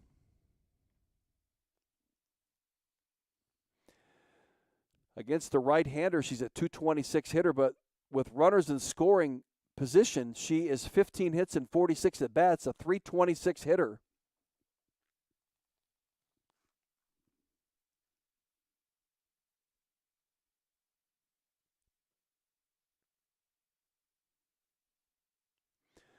Well, let's put it this way. Let's go back. She is .375 hitter with runners in scoring position, 9 hits and 24 at-bats. Here is the 2-2 that is upstairs. Marissa Peak had to do an excellent job of getting that glove up to snag it, keep it from going to the backstop. Good quick reaction by Marissa Peak. 1 out in Northern Iowa's bottom of the 4th. Runner at second base. Iowa leads this game 3-2. Runner at second is Taylor Hogan. Brook Snyder at the plate with a 3-2 count on her. Here's the full count pitch. Swing and a miss. Nice pitch by Kat Cerna. Kat with her second strikeout of the game. And it's the second out of this at-bat. With a runner at second base, it's the number 9 hitter, Darren Lamprecht, at the plate. Lamprecht, line drive to Sammy Diaz at second base in her first at-bat. .252 hitter. Here's the first pitch from Kat Cerna. And Lamprecht looks at a pitch that's called strike one right down the middle. Nice pitch. 26 hits, 104 at-bats for Lamprecht, 6 doubles. She, though, has 8 home runs, so the number 9 hitter, Kat Cerna, going to have to be very careful with. The long ball here would give Northern Iowa a 1-run lead. No balls and 1 strike on Lamprecht. Here's the pitch from Kat Cerna. Off speed. Oh, and that ball crossed the plate. It was an off-speed pitch. What a breaking pitch. It broke huge from right to left. But the umpire didn't think it crossed the plate. I think it crossed the plate in the strike zone, and then because Peak had caught it on the outside part of the plate. That's just my opinion, folks. Here's the 1-1 from Kat Cerna. One that's down and in. So 2 balls and 1 strike. On Lamprecht, the sophomore first baseman. She popped up to Sammy Diaz in her first at-bat. Lamprecht is a sophomore from Silver Lake, Kansas. Here's the 2-1 from Kat Cerna. And it's one that Lamprecht gets around on, and it's popped up into the infield, just to shallow left field where Sophia Morris will take it. So the stolen base gaffaw did not hurt Iowa. It was a great throw from Marissa Peak, but it doesn't hurt the Hawks in this at-bat for Northern Iowa. Iowa with a 3-2 lead heading into the top of the fifth inning. It'll be the number 4 hitter, Kellena Burns, when play resumes. This is Iowa Hawkeye Softball on the Hawkeye Sports Radio Network YouTube channel from Learfield. Anything can happen when the Cyclones and Hawkeyes come to compete. It's where the rubber meets the road. Neighbors become rivals and friends become foes. Some go home broken-hearted, while others are victorious. When the dust finally settles, one thing stands true. No matter which side you're on, you're part of tradition. For those who are Iowan through and through, we're Iowa Corn, a proud sponsor of the Iowa Corn Cy-Hawk Series. In Iowa, we grow corn, but the truth is, corn grows Iowa. Hey, I want to tell you about the Hawkeyes Hawk Walk this Saturday at Kretzmeyer Track next to Bob Pearl Field at the University of Iowa. The Iowa Athletics Department is celebrating the 50th anniversary of Title IX. It'll be a 50-minute walk accompanied by activities that educate and celebrate the 50th anniversary of Title IX. Registration is $50 for adults, $25 for students, college, and high school, or $500 for teams with a maximum of 15 to give you a little bit of a discount. Youth ages 12 and under are free.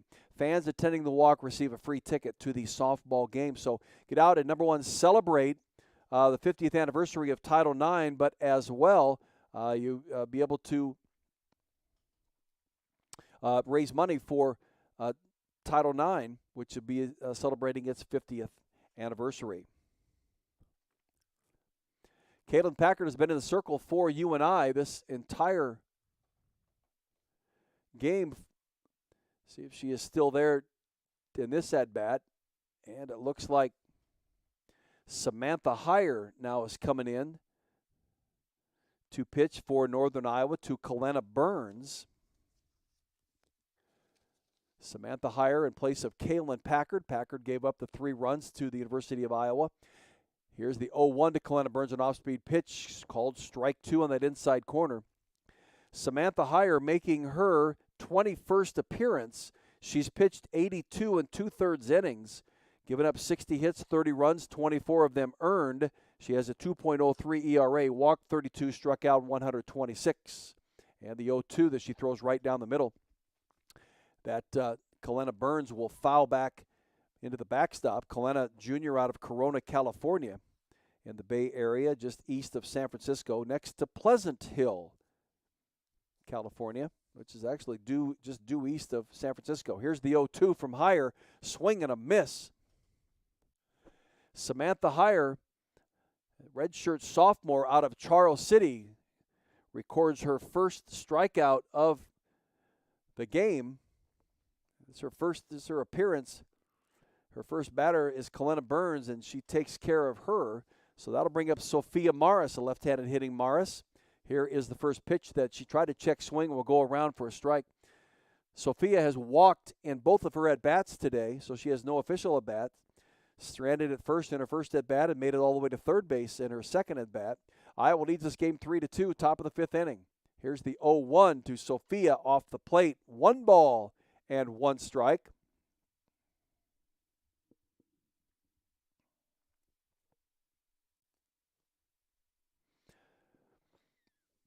Samantha Heyer in the circle. She a redshirt sophomore. Here's a swing and a miss by Sophia. Got a good cut at it. Samantha with some good movement on her pitches, and she has some good velocity, obviously, with the amount of strikeouts that she has. 126, now 127. Here is the 1-2 that's off the plate. 2 balls and 2 strikes. Caitlin Packard on the day recorded 2 strikeouts. And she pitched 4 full innings. Here now the 2-2 to Sophia Morris, a pitch that Sophia gets around on and will foul it back into the backstop. Sophia, junior out of Johnston, on her way to Des Moines Area Community College. She was a two-time first-team All-Stater out of Johnston, 2018-2019. And on the 2019 team, she was on the Iowa Elite 9 team. That's the top 9 players in the state. Here's the 2-2 off the plate, 3 balls and 2 strikes. Her grandfather's Ed Morris played baseball and football at South Dakota State University, who was drafted by the Green Bay Packers, played for the Baltimore Colts for 6 years. Ed Morris, that back in the 60s. Here's the 3-2 off the plate. Oh, he called strike 3. No way. That ball was well outside. Well outside. Oh, my gosh, Sophia Morris had a walk, but she's called for strike 3. 2 gone in Iowa's top of the 5th inning. That brings up Sammy Diaz. Diaz singled in her last at-bat. Here's a swing and a miss by Sammy, and she struck out in her first at-bat. Be nice to see some consistency. I'm telling you, folks, that ball was in the right-handed batter's box inside the chalk line. That's a foot off the plate. Here's a swing and a miss by Sammy Diaz, so she's down on the count at no balls and 2 strikes. Sammy coming into the game, a 186 hitter, and she has 14 hits and 72 at-bats now. Nobody on, 2 outs, and Diaz at the plate. Here's the pitch. Once she swings at it and misses, and Samantha Heyer strikes out the side with a little help from the home plate umpire. 3 up, 3 down for Iowa, top of the 5th inning. We go to the bottom of the 5th, and it'll be the top of the order for the Northern Iowa Panthers when play resumes. Iowa 3, Northern Iowa 2. This is Iowa Hawkeye Softball on the Hawkeye Sports Radio Network YouTube channel from Learfield. Looking for a place to go before and after Hawkeye home games? Make a night of it at Graduate Iowa City Hotel. Take advantage of our in-house Topgolf Swing Suite for a full bar and a menu of American classics, and most importantly, a selection of exciting virtual games from favorites like golf, football, and baseball to more unique options like zombie dodgeball. Call 319-337-4058 for details and reservations at Graduate Iowa City Hotel. University of Iowa Sports Medicine delivers comprehensive care for competitive and recreational athletes of all ages. Our team of orthopedic surgeons, physicians, and specialists are committed to reducing pain and injury through our advanced training and experience. Same day, next day appointments available, no referral needed. Learn more by visiting uihc.org/sportsmedicine. Hey, Hawkeye football fans, you're being asked for your ideas for a new song for the Hawkeye wave that occurs at the end of each first quarter during the home games at Kinnick to recognize and acknowledge patients and families inside the UI Steed Family Children's Hospital at the top floor. Nominate a song by going on HawkeyeSports.com/wave.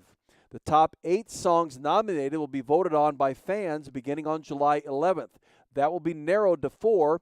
The second round will be narrowed to 2, and then the final round of voting will determine the anthem, which will be announced on August 1st. And then heading into the opening home game against South Dakota State on September 3rd, it will be used at that time. Maya Dodge steps to the batter's box for Northern Iowa. She is 0 for 1 on the day with a walk, and she scored back in the first inning. Here is the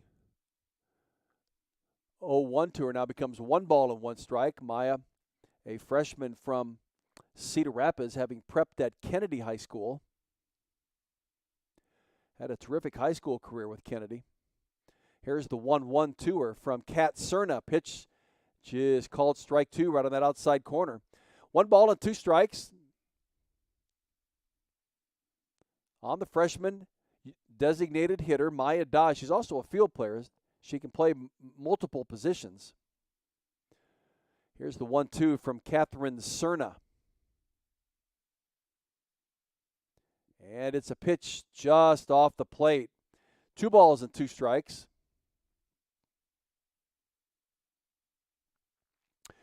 Again, a glorious day here in Cedar Falls. Sun is out. It's now starting to head down into the west, though. I think sunset is about 8:08 tonight. A little cool. People are dressed as warmly as they possibly can for a day that they want to, get out and enjoy some of the sunshine. Here's the 2-2 that becomes 3 balls and 2 strikes. Sweatshirts, light jackets. There's even people in shorts and short sleeves. Probably going to get colder before the end of this game. But it's just good to see the weather as it's been, as Iowa has been playing in 40-degree weather most of this season. Wind and some rain. Here's the 3-2 from Kat Cerna. Maya Dodge, a swing and a miss. And Dodge will strike out to start this, bottom of the 5th inning. And for Kat Cerna, that's the 3rd strikeout of the game. And on her season, that's the 13th strikeout for her in, now this just being her, 11-12, this will be her 13th inning if she makes it through. And that'll bring up the number 2 hitter, Sami Moss. Moss 1 for 2 in the day. She singled in that first at-bat. Here's the first pitch from Cerna. One she'll lift up, and chasing it down the left field line and out of play is Grace Baines and Sophia Morris and Roddy Moss all in there from left field. But it drifts out of play, and so Sami Moss will have an 0-1 count on her when play resumes. Moss coming into the game at .281. She now 37 hits and 130 at-bats. 5 doubles and a couple of home runs. Here is the 0-1 that she check swings foul just above the Northern Iowa dugout. So she's down in the count at no balls and 2 strikes.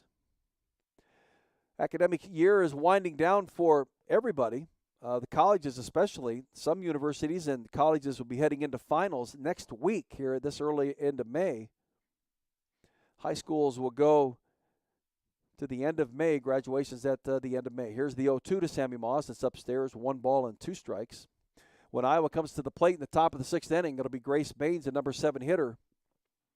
Hawks leading this game 3-2. We're in the bottom of the 5th inning. 1 out, Northern Iowa at the plate, and it's the number 2 hitter, Sami Moss. Here's the 1-2 from Kat Cerna. And the freshman lays one out there that is hit by Sami Moss out to center field. And the base hit for Sami, her 2nd of the day, puts her at first base with 1 out. And it brings up Madison Parks. Parks, the number 2 hitter, sophomore center fielder. She doubled in her last at-bat and made it to third from a passed ball, but was stranded there. That back in the 3rd inning. 1 out, 1 on. Madison Parks, the number 3 hitter in the lineup, with a .299 average. 35, 36 hits in 119 at-bats. 5 doubles, a triple. She has 7 home runs. So Kat Cerna certainly going to have to be alert to that. She's got some pop in that bat. Here's the first pitch to her from Kat Cerna, freshman from Santa Fe, California. Here is the pitch that's outside. And it's ball 1. Catherine Cerna came in the bottom of the 3rd inning, replacing Emma Henderson, who threw 2 pretty good innings for the Hawks, gave up both Northern Iowa runs. Behind in the count is Kat Cerna. Here's the 1-0 pitch that is on the outside corner, called strike 1. 1 ball and 1 strike to Madison Parks, sophomore center fielder. Runner at first base is Sami Moss. Now, Moss, not much of a threat to steal, although she's stolen 3 bases in 5 attempts. We'll see what head coach Ryan Jacobs has in mind. Here's the 1-1, a pitch that's hit out to left field. Actually, it's a pop-up just behind Grace Baines at third base as she's able to back up on and corral. So that is out number 2 in Northern Iowa's bottom of the 5th inning. And it'll bring up the number 4 hitter, Cameron Shafer. Shafer struck out in her last at-bat and hit a sacrifice fly, an RBI sac fly to Brody Klosterman in her first at-bat. Here is the first pitch to her from Kat Cerna, one that's grounded, and it'll be a foul ball. Grace Baines able to pick it up, though, in foul territory right behind third base. Shafer's a 4-year player.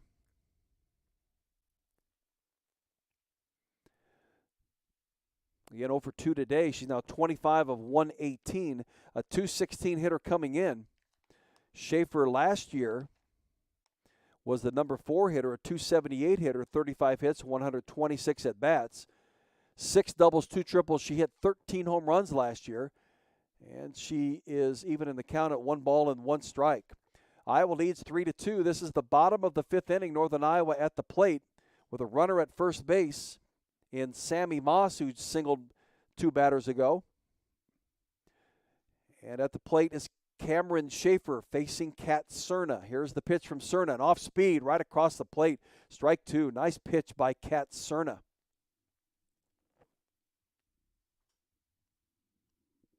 One ball and 2 strikes on Shafer, junior left fielder.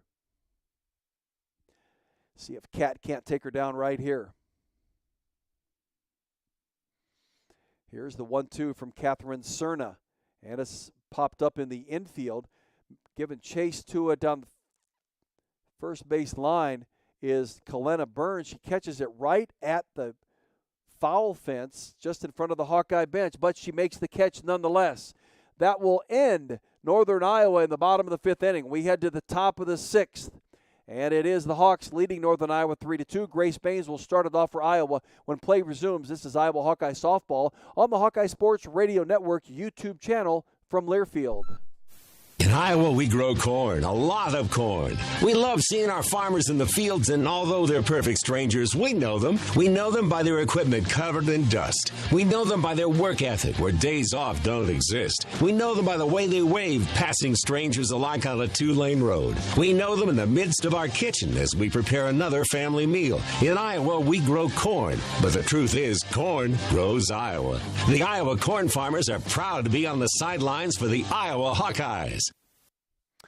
Well, we head into the top of the 6th inning, and the Iowa Hawkeyes will be at the plate with Grace Baines. The University of Iowa track team, especially the men's track team, having a spectacular season. Again, they won the indoor for the 2nd year in a row. They won last year's outdoor, so they'll be looking to repeat that as well. At Drake Relays last weekend, the men won the Drake Relays Cup, and that was the first time they've done that since 2018, and numerous excellent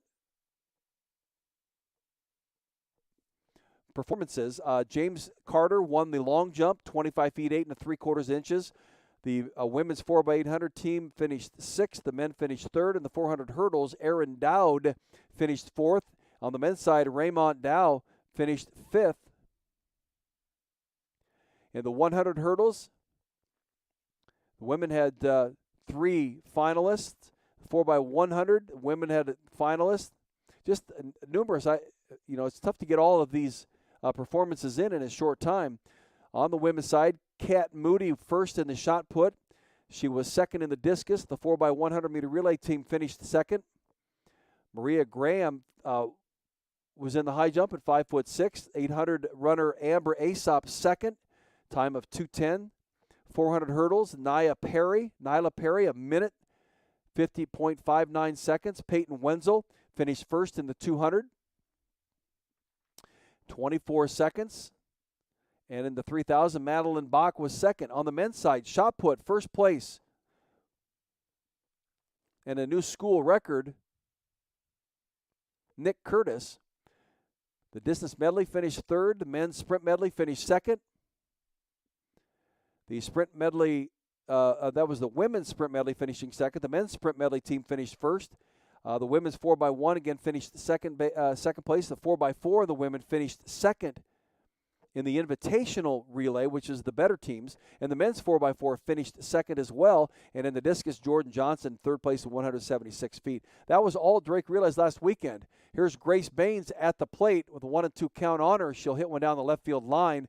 And catching it just in one stride into foul territory is Cameron Shafer.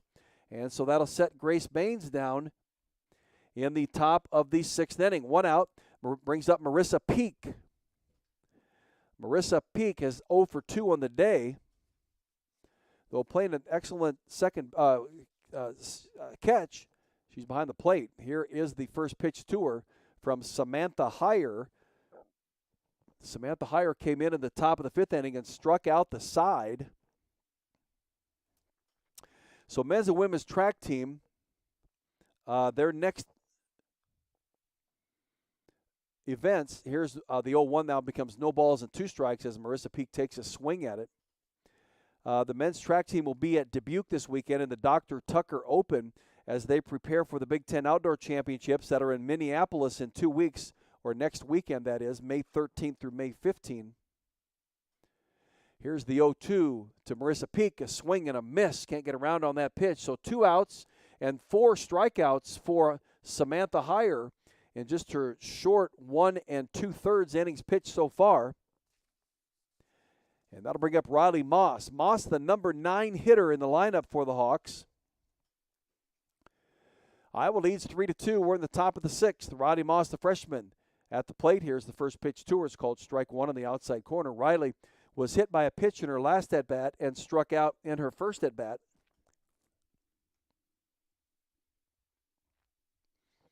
Slap hitter out of Muscatine, a freshman, getting some starting time for head coach Renee Gillespie. Here's the 0-1 to her that's called strike 2. She's moving in that batter's box trying to slap it.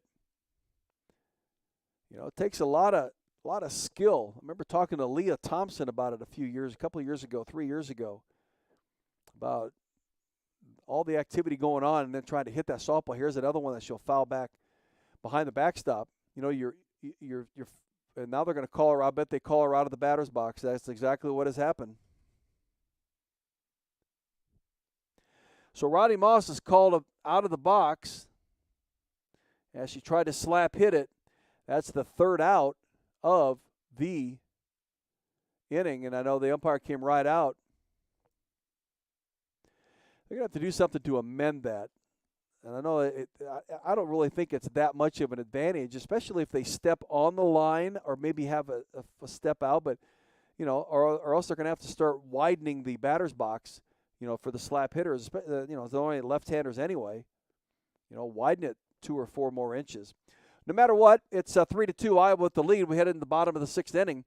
Iowa 3, Northern Iowa 2. This is Iowa Hawkeye Softball on the Hawkeye Sports Radio Network YouTube channel from Learfield. Hi, Hawkeye fans. My name is Denali. And I'm Briley, and we're members of your Iowa Hawkeye softball team. Our team is striving to be number 1. And that's why we trust our vehicles to Iowa City Tire and Service, the number 1 automotive shop in Iowa City, where service actually comes first. Iowa City Tire and Service, where their customers become friends because they treat you like family. Find them at 410 Kirkwood Avenue or online at ictire.com. Proud sponsors of Hawkeye Softball. Home of the Hawkeyes, Finkbine Golf Course and Bumps Restaurant is open for the 2022 golf season, featuring 18 holes of public golf at Finkbine, as well as handcrafted American fare. Stop by today to enjoy quality golf and food at Bumps Restaurant. Right there on the corner of Mormon Trek.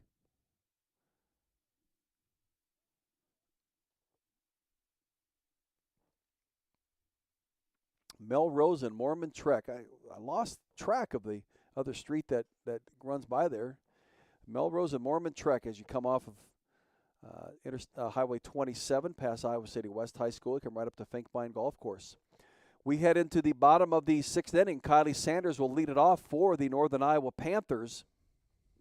Again, the Iowa baseball team lost this afternoon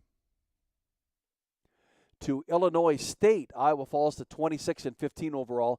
Still 10-5 in the Big Ten. They host Purdue this coming weekend, Friday, Saturday, Sunday. First pitch on Friday at 4 o'clock. Kat Cerna remains in the circle for the Hawks, facing Kylie Sanders. Sanders is 0 for 2 in the day, the freshman shortstop. Out of Grandview, Iowa, which is in southeastern Iowa, south of Muscatine. She prepped at Louisa Muscatine L&M High School, if you're more familiar with the acronym. And she evens the count at 1 ball and 1 strike. Nice off-speed pitch by Kat Cerna to go to 1 ball and 2 strikes. Iowa leads this game 3-2. Been that way since the 3rd inning when Iowa scored 2 to take the lead. Northern Iowa scored 1 in the first and 1 in the second, and Iowa's been able to slow them down, shut them out since. Here's the 1-2 from Kat Cerna. And the left-hander swings and misses. Nice pitch by Kat Cerna to earn the 4th strikeout of her appearance, which started back in the top of the 3rd inning. And she now with 4 strikeouts and will face Emmy Wells. Wells flew out to Bridie Klosterman in her last at-bat, hit a solo home run back in the second inning to give Northern Iowa their 2-1 lead.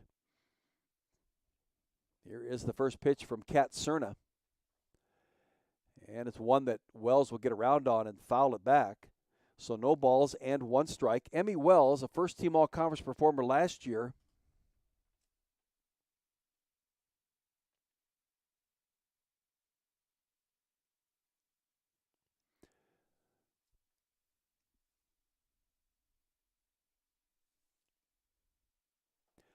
Here is the 0-1 that she'll lift out to right center field.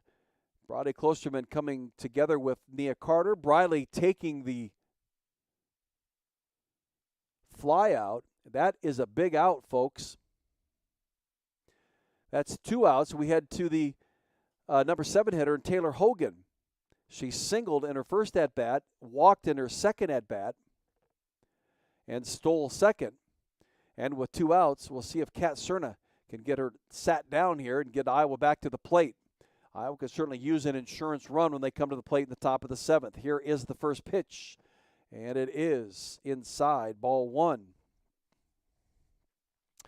When Iowa comes to the plate in the top of the 7th, it'll be the top of the order, and Briley Klosterman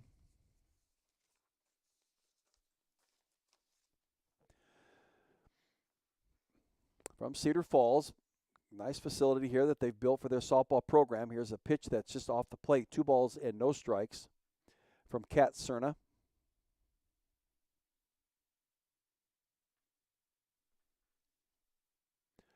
Taylor Hogan at the plate, the number 7 hitter. Here now the pitch, the 2-0 to Hogan. One that she lifts up to the infield. It looks like it's going to drift foul, and it does. So 2 balls and 1 strike. Kat Cerna again came in the bottom of the 3rd inning to replace Emma Henderson. And Kat has kept Northern Iowa off the scoreboard or adding to their 2-run total. And she's allowed only 3 base runners anyway. Here's the 2-1 to Hogan upstairs. 3 balls and 1 strike. 4 strikeouts for her in this appearance.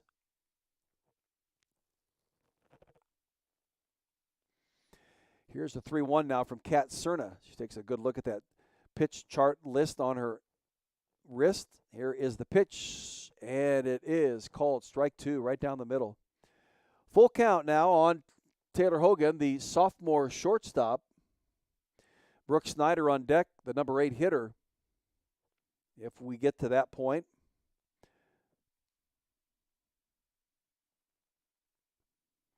Here the pitch from Kat Cerna. One that's lifted foul back behind the backstop. So Taylor Hogan hanging tough here in this at-bat.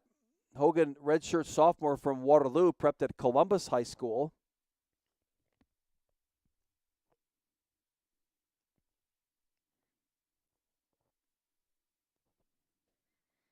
Three balls and 2 strikes. Here's the pitch. Off speed. Hogan will get around on it. She recognized that being off speed held up and then takes a cut at it to try to foul it, and that's exactly what she did. So she remains alive in this at-bat.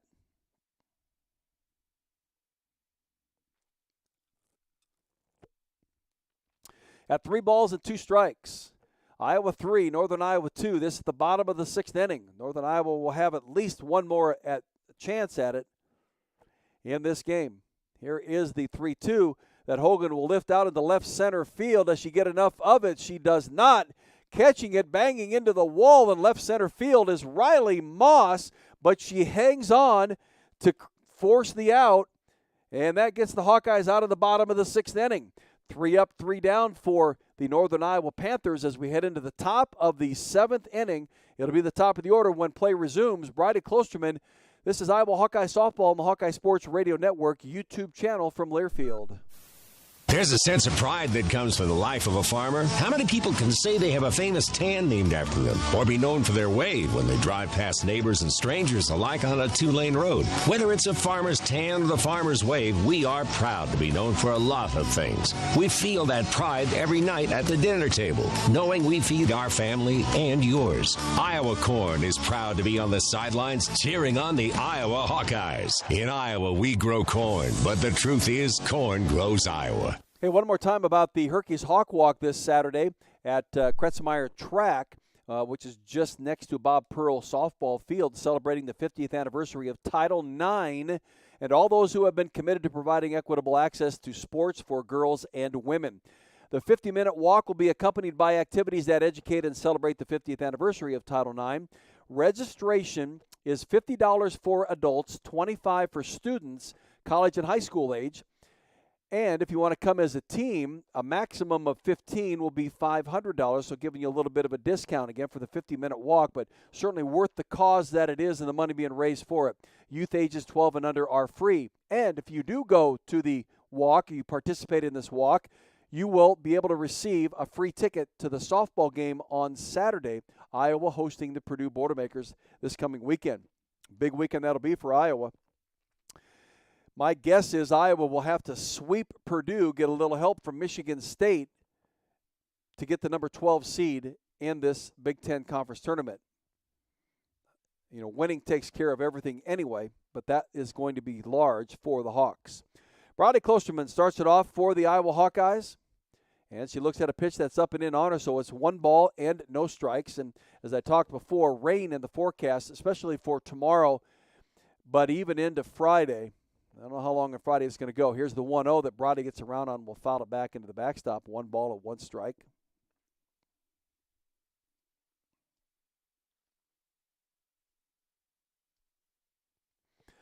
So the sophomore from North Liberty, prepping at Iowa City Liberty High School, 0 for 3 in the day. Here's the 1-1 to her that's down and away, so 2 balls and 1 strike.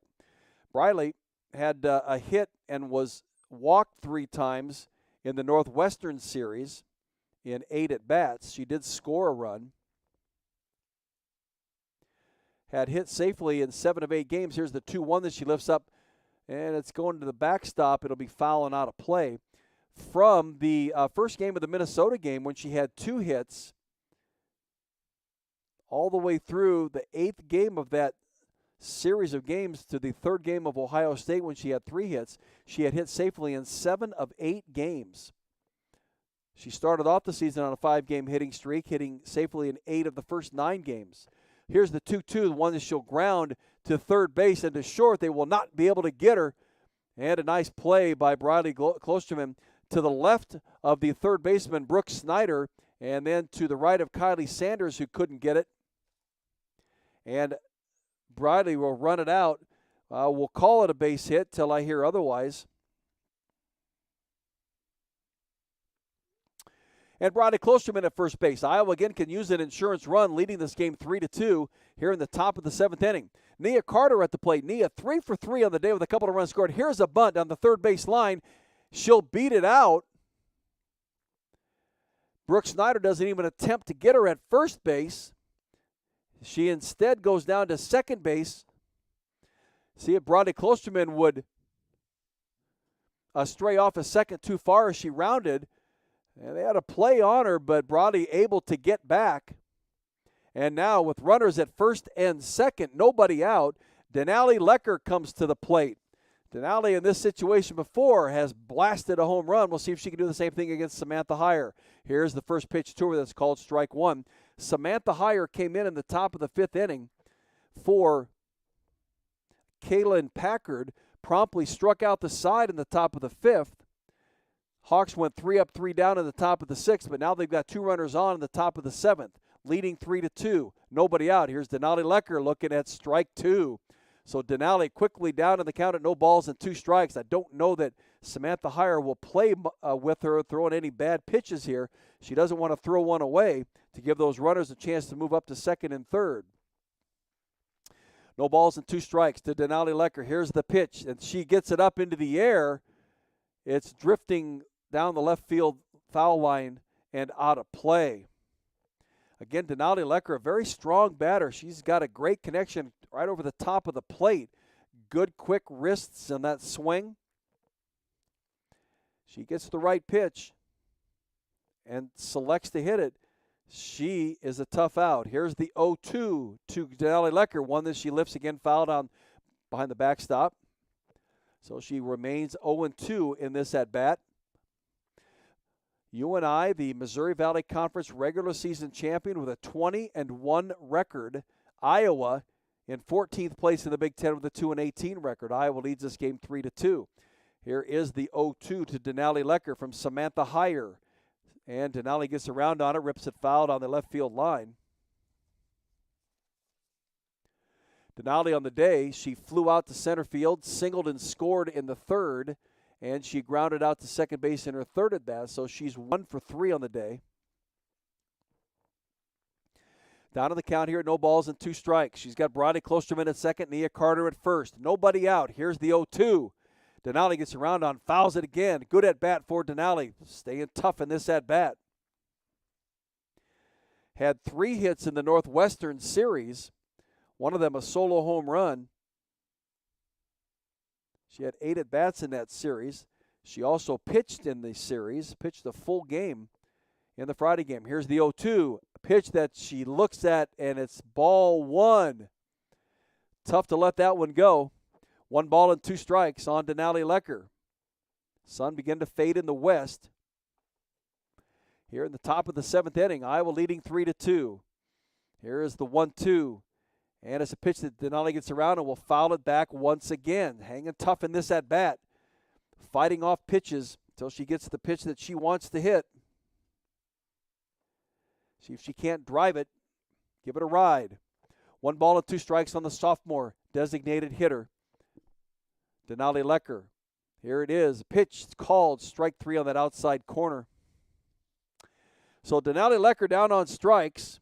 First out of the inning. That is the 5th strikeout for Samantha Heyer since she started in the top of the 3rd inning. And that'll bring up Kellena Burns. Runners still at first and second base. Now 1 out with Kellena at the plate. Burns struck out in her last at-bat. Here's the first pitch to her. She swings that and fouls it back. She had a 2 RBI line out. She flew out to right field back in the 3rd inning. Nia Carter tagged and scored. They tried to make a play on her. Couldn't. They were trying to make a play on Denali Lecker going from second to third. Couldn't. The ball skipped out to left field. That allowed Denali Lecker to score. And that's why we're at 3-2. Here is the 0-1 that Kellena Burns gets around on. Rips it foul on the left field line out of the ballpark, but foul. She's been doing that an awful lot. She gets around on those pitches awful quickly. And she'll tag them, but they go foul. So she's down on the count at no balls and 2 strikes. 1 out in Iowa's top of the 7th. Runners at first and second. Here's the 0-2. Pitch that's upstairs. 1 ball and 2 strikes. Samantha Heyer, the pitcher for Northern Iowa, redshirt sophomore out of Charles City. Nia Carter at first, Brodie Klosterman at second. 1 out. 1-2 pitch. Here it comes to Kellena Burns. Burns rips it high and foul. Looks like it'll get just out of play, and it does. So the count remains the same at 1 ball and 2 strikes. Kellena has 4 home runs on the season. The last one she hit was in the Nebraska series. She hit that solo home run in game 1 that Iowa lost in 5 innings, 14-1. That's the last time she's hit a home run.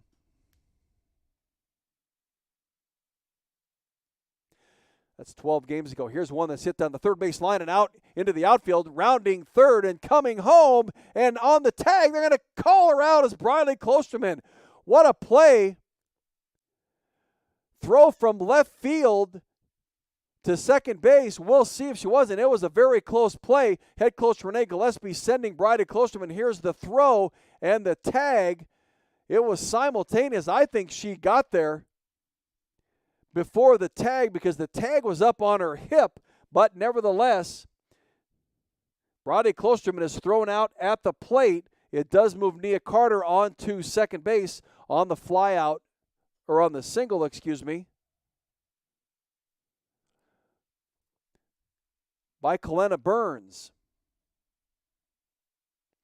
So she at first, Nia Carter at second, Sophia Morris at the plate.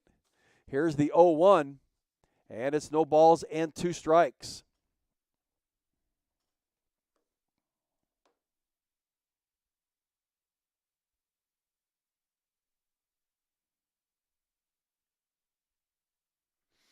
Here now the 0-2 from Samantha Heyer.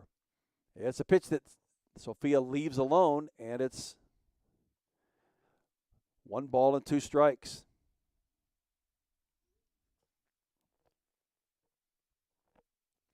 One and 2 now on the junior shortstop from Johnston via Des Moines Area Community College, the National Junior College Player of the Year. Here's one that she'll check swing foul down the third base line and out of play. Had 2 hits in the Northwestern game.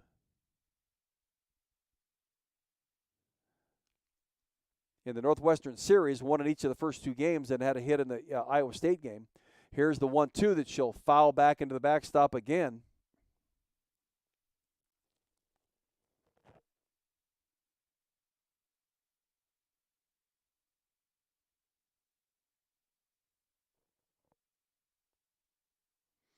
So 1 ball and 2 strikes on the junior.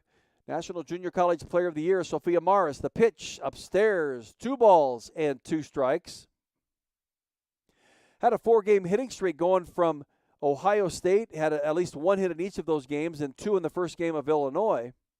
Had a 4-game hitting streak earlier this year from Princeton to Memphis. All were multi-hit games. Here is one that she'll lift up into the infield.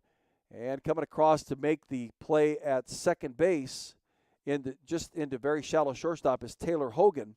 And that will end the Hawks here in the top of this 7th inning. Controversial play at the plate, as they say that Brody Klosterman was called out on the throw from left field on the single by Kellena Burns. But nevertheless, the umpire's call will stand. We go to the bottom of the 7th inning. It'll be the number 8 hitter, Brook Snyder, when play resumes. Iowa leads Northern Iowa 3-2. This is Iowa Hawkeye softball on the Hawkeye Sports Radio Network YouTube channel from Learfield.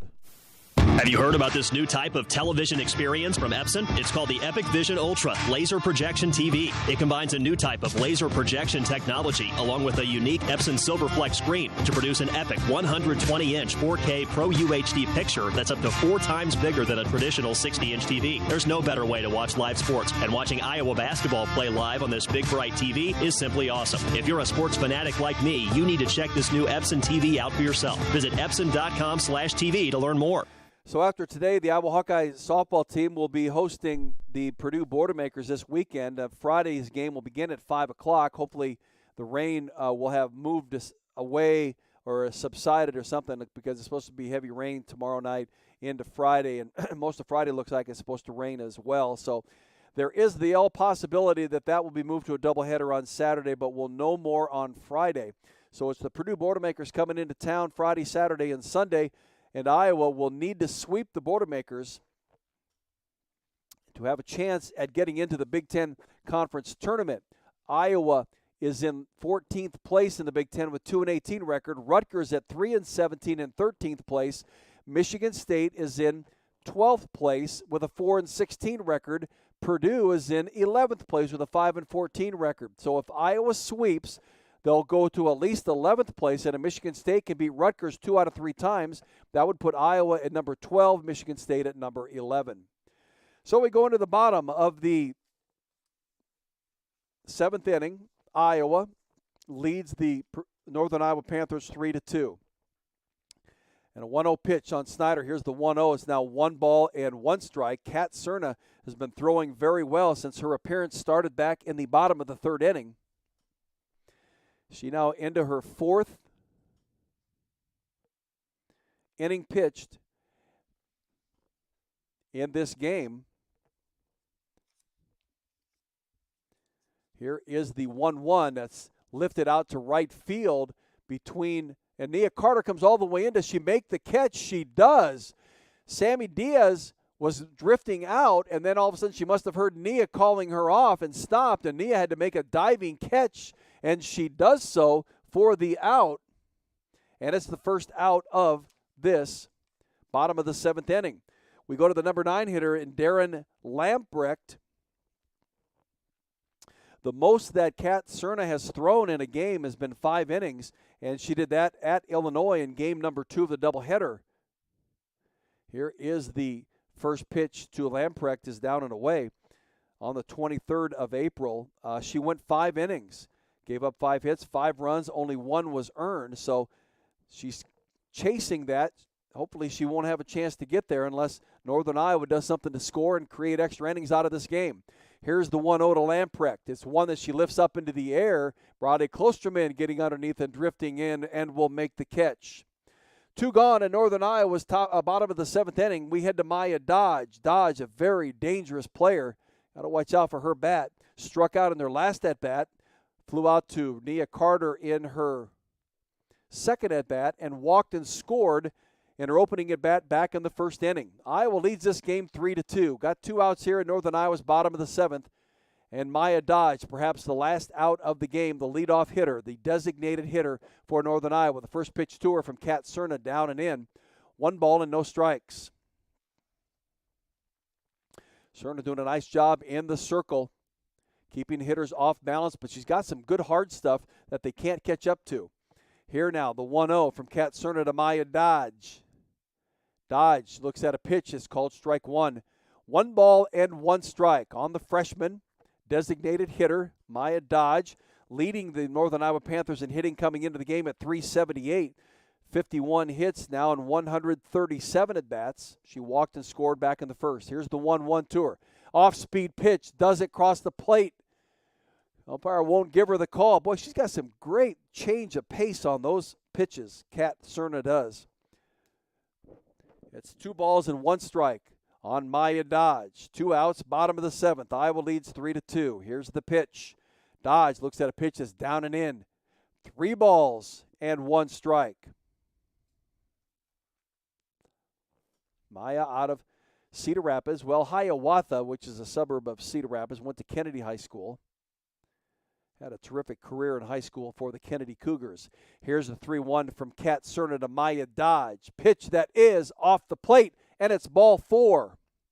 So a 2-out walk drawn by Maya Dodge brings up Sami Moss. Moss 2 for 3 on the day, 2 singles. She's the number 2 hitter and a sophomore out of Mount Vernon. Left-handed hitter, playing right field. Capable bat.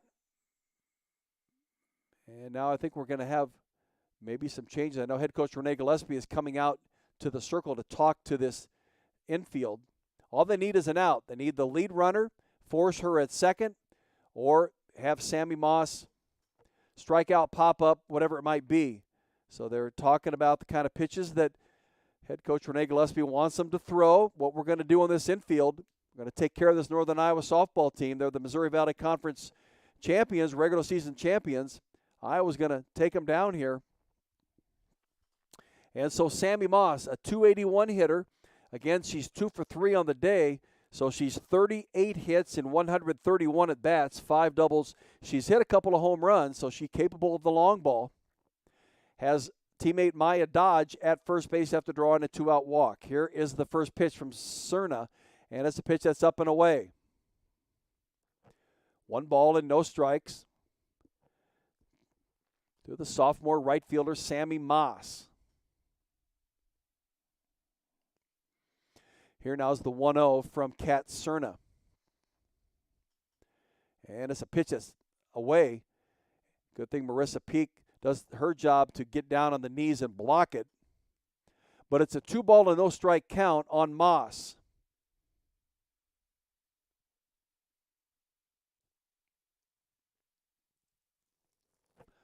Here's the 2-0 from Kat Cerna. Pitch called strike 1 on the outside corner. Nice spot placement by Kat. It creates a good situation here now for Kat. I mean, she can play with another pitch if she wants to. Got to be careful where she places this pitch, though. Moss can give it a ride. 2 balls and 1 strike on Sami Moss, left-handed hitter. Sophomore, right fielder. Here's the pitch from Kat Cerna. And it's a pitch. And they're trying to get a steal attempt. It goes out into center field. Maya Dodge with the steal. She's on third base. nobody covering second base. The throw went between both Sammy Diaz and Sophia Morris. I'm not sure that they had communication as to who was to cover, but that puts Nia Dodge at third base and the count at 3-1 strike. Now that defense is getting together in the infield. Got to get Kat Cerna to get Sami Moss to ground out to end this game. Nia Dodge at third base. She's the tying run of the game to send it to extra innings. And if play continues, if they extend the inning because of a base hit, could hit another run around, and Northern Iowa could score to win. 3-1 strike on Sami Moss. Nia Dodge at third base. Catherine Cerna now with the pitch. Now she backs off, didn't like the pitch call. So she's going to recoil it. Now she'll get another call in from the dugout from head coach or assistant coach Rick Dillinger. Sami Moss, sophomore right fielder. Here is the 3-1 to her that she lifts out into the outfield. Coming over to make the catch, Briley Klosterman from center field, and the Iowa Hawkeyes withstand what Northern Iowa throws at him here in the bottom of the seventh inning. Gets a runner on third, can't do anything with it, and the fly ball will end the game, and Iowa the winner of this game today. Iowa goes to 20-29 on the season, and that, my friends, will break a losing streak of 5 games that goes back to the second game of Illinois when Iowa won that game 7-3 in 9 innings. Iowa then had proceeded to lose 5. So they back on the winning ways, at least for one game, in a 3-2 win over a really good Northern Iowa softball team. The Hawkeyes will host Purdue this weekend, beginning Friday, game time at 5 o'clock. Thank you for tuning in here this afternoon and evening. Hope you've enjoyed the broadcast of this Iowa win over the Northern Iowa Panthers from Cedar Falls. Iowa actually wins 2 of 3 games in the state of Iowa competition, losing only to Iowa State. Iowa beat Drake by the score of 3-2 a month ago. They beat Northern Iowa here 3-2. They lose to Iowa State last Wednesday by the score of 5-4. I'll talk to you a little bit before the hour of 5 o'clock on Friday for Iowa and Purdue. I'm Jerry Kowalda. Thanks for tuning in. We'll talk to you again on Friday.